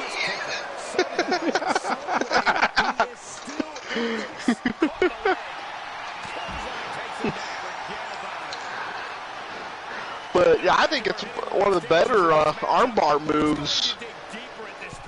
You know, just with the way she performs it.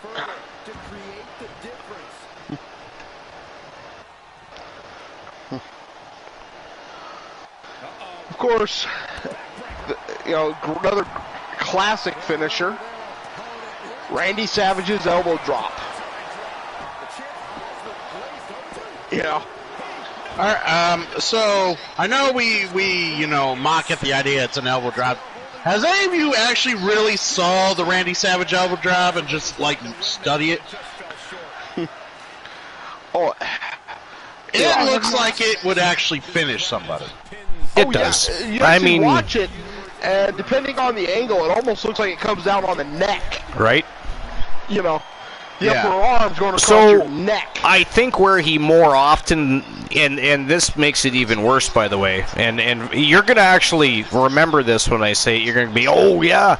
So where you would see him nail that flying elbow drop more, depending on how close he was, because sometimes he would show off and fly across the fucking ring, like he had fucking wings with one of those bad boys, but when he did it per normal, he would literally, first of all, he got a hell of a lot of airtime. Like, he got some hang time with that bad boy.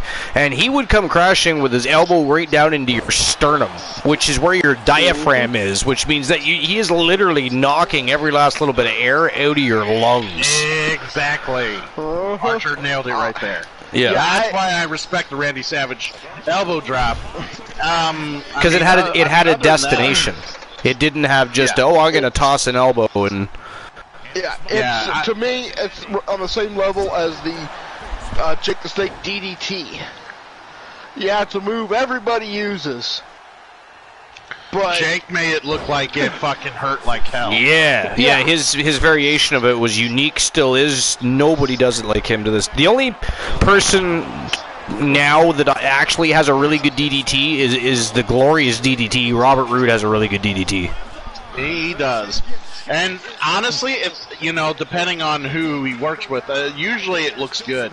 Gargano's over the top. I knew you were going to say it. Yep. He fucking looks real good when he does. I don't know how he sells that so well each and every. Even Rey Mysterio from time to time botched the 619.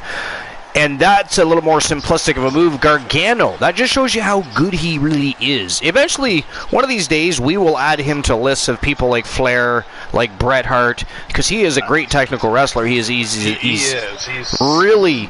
I would love to hear Bret Hart's thoughts on Johnny Gargano as a matter of fact. I really would. Because I bet you it would be praised. I bet you it would be praised because he is a very good technical wrestler. He really... the execution of his moves are almost flawless. I mean... All right. Up next is another one that's just simple move, but they made it look so painful. JBL clothesline from hell. You know what though? Have you ever seen how he nailed that clothesline? Oh yeah. And a lot of the times he was rising. He was rising up with that thing and would launch himself at you to nail that thing. So there's I can't show you right now, but I don't. For anybody that does martial arts, there's actually a technique you utilize to take down an opponent that is very reminiscent of how he delivers his lariat. Yeah, the image that they use, or the video clip, or it's a GIF, but or a GIF, however you want to say it, but. GIF is him hitting the clothesline from hell on Billy Gunn and flipping him over. Dude did a 360. Yeah. He did. You know. Also, keep in mind his hero Stan Hansen, and man, Stan Hansen, that's where he got the move from. And fucking Stan Hansen would hit people like none other with that clothesline. It is fucking. Oh, it looks like Elijah Archer is on his own. Ladies and gentlemen, we might end up with new tag team champions here tonight. Not a good position for... Oh, they did it, ladies and gentlemen. The winners of the tag team elimination matchup and new Archerverse World Tag Team Champions from Team Dogface and Team Soul Embers. The Samoan Lion, Big Bubba Bruno, and Fat Lad Mitchell Vaughn, also happens to be one of Christian Cool's favorite wrestlers, by the way. Dethroned the champions. They are the new tag team champions. I think he hit an FKO. How dare he? Somebody ban Dogface, please. Nope. I will not ban him. Wow, big victory for the weapons of mass destruction. And by the way, I mean, Claire Lay became the new women's world champion. The weapons of mass destruction became the new Archerverse World Tag Team Champions. I mean, I would say that the Doghouse and Team Dogface, the Invaders, the original, the OG Invaders of the Archerverse are doing quite well tonight, wouldn't you say? Wow. I would definitely agree. Yeah. Yeah. And you know what? That smug son of a bitch, I was in his channel earlier today, and we were talking about the weapons facing the coalition, and he actually right in front of his audience said, "Do you really want that, Archer? Do you really want the weapons of mass destruction to kick your ass and take your titles?" You know, how dare he? You know what? And you know what it is? You know what it is the UK is ahead of us in time. He went in time and saw the outcome. I feel violated. I feel violated. Why? Why do you always bring up a conspiracy theory? It's Jesus fucking Christ! We can't have a goddamn Archerverse episode without you being a conspiracy theorist. I believe they tampered with time. They are working with Poindexter. They are friends with the Wolfpack. And I believe that the coalition were done wrong here tonight. They won those titles in amazing fashion, celebratory fashion, and they've been relieved of those championships by a bunch of savages, I say. Savages. It is not funny. It is not funny. I'll issue the payout for that. Funny. It's fucking hilarious. I am offended. I'm officially offended.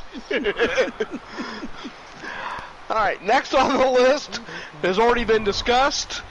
Rob Van Dam's 5-star frog splash. Yeah.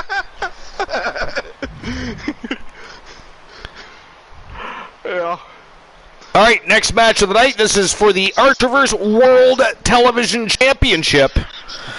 And it is the Phenom, Joe Lincoln, taking on Potter Dexter from Team Froggy Moth Legs. It is not funny. I find nothing amusing about the Wolfpack and all of the incarnations of Poindexter turning my show into a giant fucking cosplay party. Not at all amusing. How dare you entertain their antics, sir? I should ban you from the broadcast. I don't know what you're complaining about. If you It is cosplayed ghastly. as Elijah Archer, then you would have a reason to complain. Well, you see, now that would be awesome. That would be awesome if they dressed up as Archer. That would be. But Potter Dexter. I mean, you know, first it was Marty McFly, right? Then it was Penguin Dexter. Then we got Buzz Off. You know, he went to attorney on that one. I mean, why? My question is, why wouldn't he have chosen He-Man? Why wouldn't he have made Doc Brown Buzz Off? What a moron. But anyways, neither here nor there. And then now we have Potter Dexter, and by the way, I don't dare suggest anything that he might show up as next, but I did wonder though, Cool. I did wonder who flips the bill for all those costumes, and some suggest maybe Alan Severn. I doubt Alan Severn is flipping the bill for anything, much less his own meal. Yeah, I don't know who's, but that's got to be one hell of an expensive bill. Probably the Canadian government. Well, I don't think he's Canadian. Yeah. I don't think he's Canadian. Plus all the extra taxes and stuff. I mean, really, it'd be, in import fees, it'd be worth far more than it's worth at that point. So for his sake, hopefully not. It's Harry Pointer.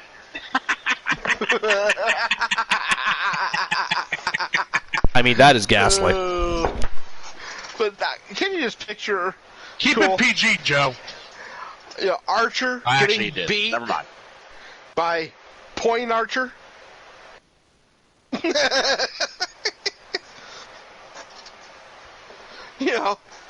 Archer Dex.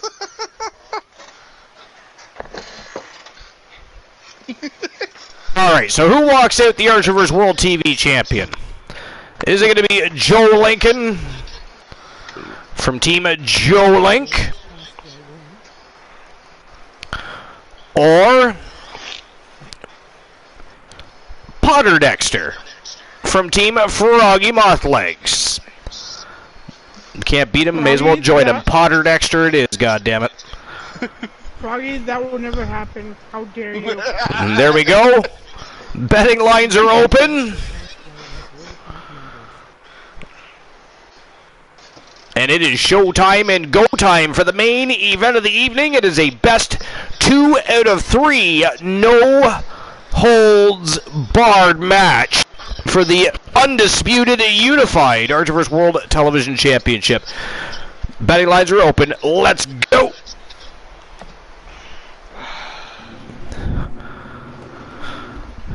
Well, what else could happen? We've had Ninja Turtles interfering. We've had Archer running in on matches. We have had War. Well, he didn't win tonight, at least, when he showed up and interfered in a match.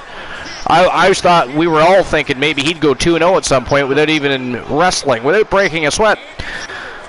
Now we have to worry about a certain name not being spoken while Potter Dexter is out here among us in the ring. That is correct. That is correct. Although, that is his guy. I forgot to mention. You'll never guess who the hell Potter Dexter's partner is. Before you guess, I'll tell you. It is not Doc Brown, right? It's not Doc Brown. No, it's not Doc Brown. It is not funny. It is not joke. It is not funny. It is not Joker. It is not Joker. It is not even. It's not He-Man. It's not even He-Man. Ron Weezy? That would make sense, wouldn't it? That would make perfect, but we're talking about the Wolfpack here. We are talking about the Wolfpack. There's nothing sensical about anything they do, other than the way they destroy things and leave a path of destruction. Don't tell me he's Dumbledore. That would also make sense, kind of. Yeah, kind of, because at least they were friends. He's Voldemort, isn't he? His goddamn partner is Voldemort. It is not funny. That is not funny. Yeah, it's ghastly. Thank you. It's so ghastly. It is ghastly. They are, again, the Archerverse Wrestling Alliance has turned into the biggest, if you will, cosplay party on the planet, bar none, period. And I don't like that, by the way. I do not like that. It makes me want to shut the broadcast right down. End things. The newest member of the Wolfpack. No, we don't. That is ghastly. And Cool and I we talked about this before, and it was not something that was on our plates of things that should happen ever. I don't remember having this discussion. You will. Carino Farmer is a member of the Wolfpack. I guess in the immediate future we're gonna have this discussion. Carino Farmer, War, and Alan Severn all on the same team. That is just disgusting. There's now tell me there's anything sensical about that. Nonsensical, maybe. What better tag team partner for War? than Carino Farmer. Yes, because simply, leaving a path of devastation isn't. We're going to eat motherfuckers along the way now. So it is a zombie apocalypse. The new tag team's called Feast and Famine.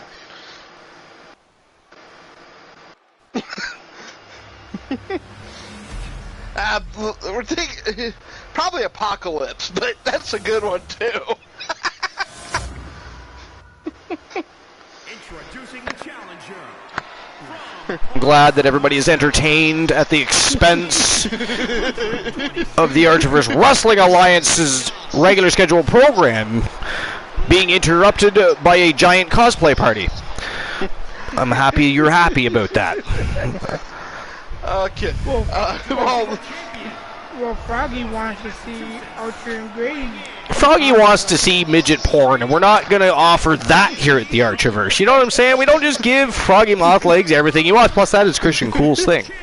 That is his thing. He cannot steal that. My channel and ask for it. I know, right? Why you gotta bring that shit up on my He is trying to steal your thunder, sir. I don't agree with it. I don't. For that shit. I agree, and I don't agree with him trying to steal your moniker. I mean, you are the king of the little people. Woozy has just been redeemed for cut the cords. Excellent. All right, guys, I'll be right back. I must visit the facilities. Feel free to discuss Christian Cool's genitalia while I'm gone. That little lump he has on the left-hand side near the back. Underneath, it's like a little bald spot there. I don't know if he shaves there on purpose and tickles it. I don't know if that's a G-spot thing for it. It's kind of weird, but you should discuss that. But anyways, I will be back. I'm gonna eat your villainous fuck. We'll be back in 10 minutes. Alright, Glenola, I guess we got the calmest motherfucker in here and the loudest motherfucker in here out for the time being. How you doing?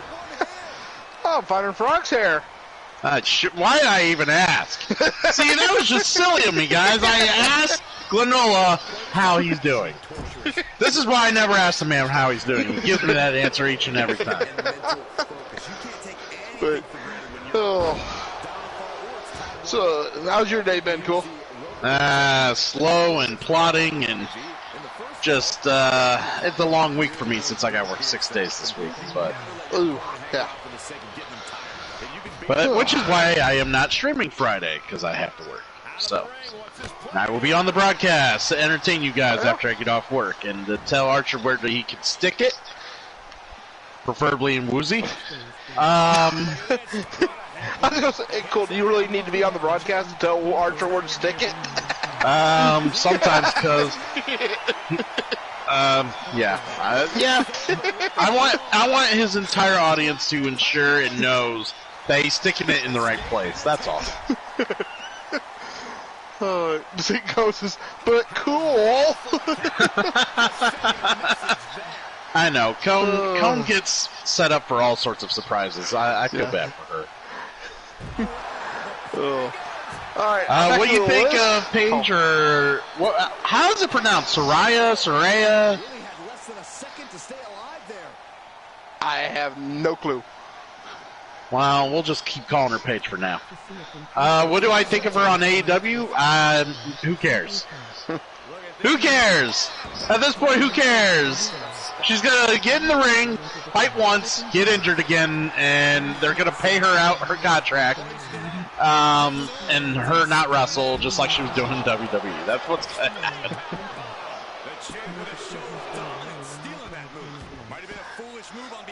Froggy think it's Saraya, but it could I think it's Saraya. Yeah, I think it is. It could be Saraya. Yeah, Froggy, it's saying I'm probably correct on the assumption, but I really hope she knows what she's doing and she's not endangering her health. She has she could be impulsive and a bit bullheaded. That's Saraya and through and through. I just don't want to see her get hurt. Yeah, some of that could be a mark of a great one to come. It could be the mark of somebody that's going to end their career way too soon. I have returned. What's way too soon? Asked what I'm streaming tomorrow. I am streaming board games tomorrow. Board games. Friday. Yep, board games. Me and Triple L, Mannequin Hand are at least playing together. I will probably raid into you. Sounds good. We were supposed to do a tournament the other night, and it got messed up because of weather issues. So, yeah, but what was that, yesterday? Yeah. So I ended up going live.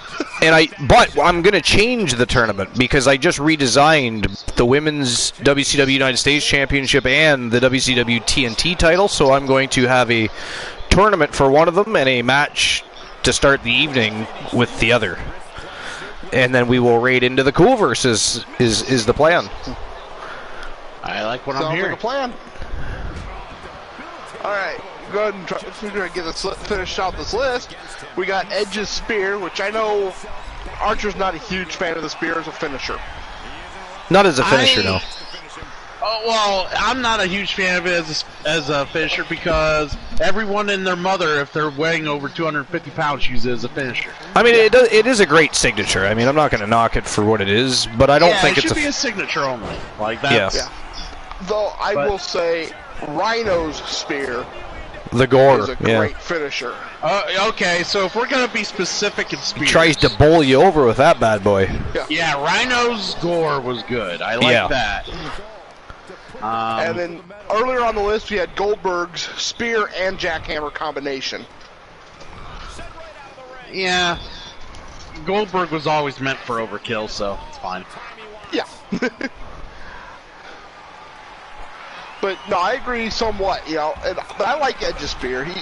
But for the most part, everybody's using a spear. It just gets old because not only are they using it everybody's using it, they're using it to finish matches. Yeah. It's annoying me. Yeah, I'll be honest, I wasn't even a fan of when Roman Reigns started doing it.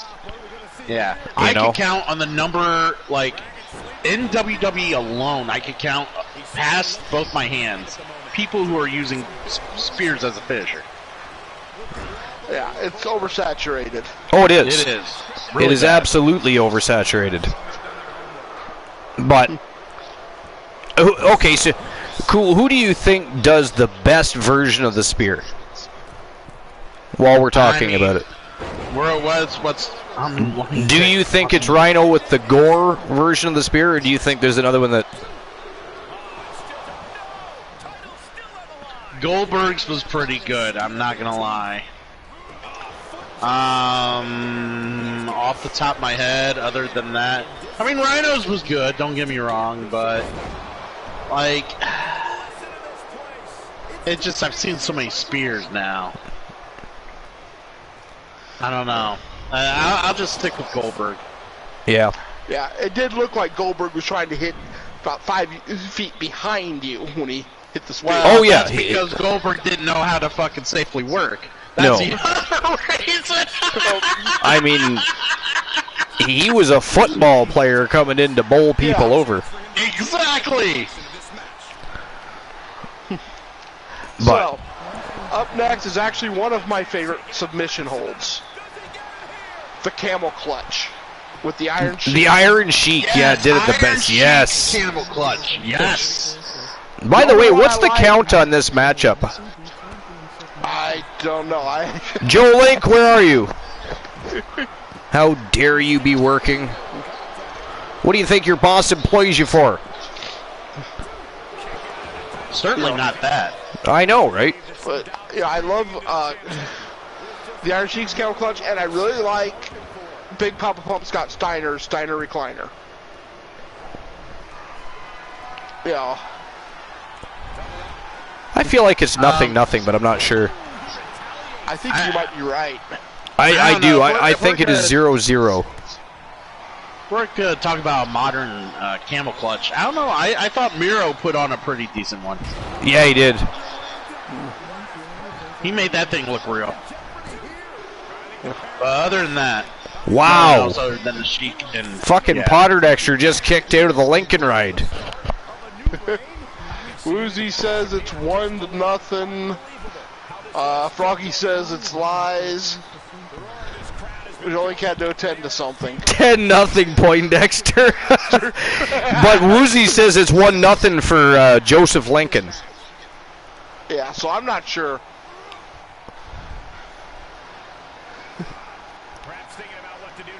Okay, now this one, I don't know if it really belongs on the list because it's a tag team finisher. And that's the 3D. Yeah, I like it, don't get me wrong. I mean, it is a finisher. Yeah, I mean, it's a lift-up cutter. A bunch of singles, yeah. It's an assisted lift-up cutter is what it is. Yeah. But, yeah, you have a bunch of singles competitors, then you bring in one tag team. You know? So I don't know if it really goes to this list so well. And anyways, if I was going to call out a tag team finisher as the best finisher, it would be the fucking Doomsday Device by the fucking Road Warriors. Yeah. Yeah, the Doomsday Device. Oh, shoot. There was one similar to it that the Steiner brothers used. I can't think of the name of it.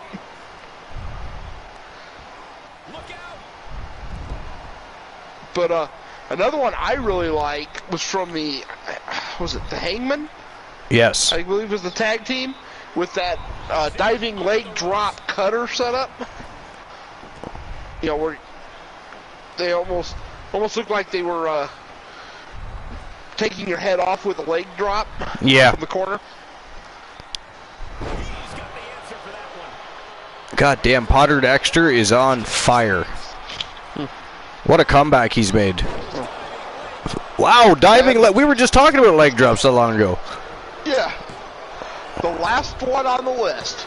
Ember Moon's. And that is it. Hold on one second. That is it. That is all, ladies and gentlemen. The winner of the best 2 out of 3 no-holds-barred match, and still the Archiverse World Unified Television Champion from Team Froggy Mothlegs, representing the Wolfpack, Potter Dexter.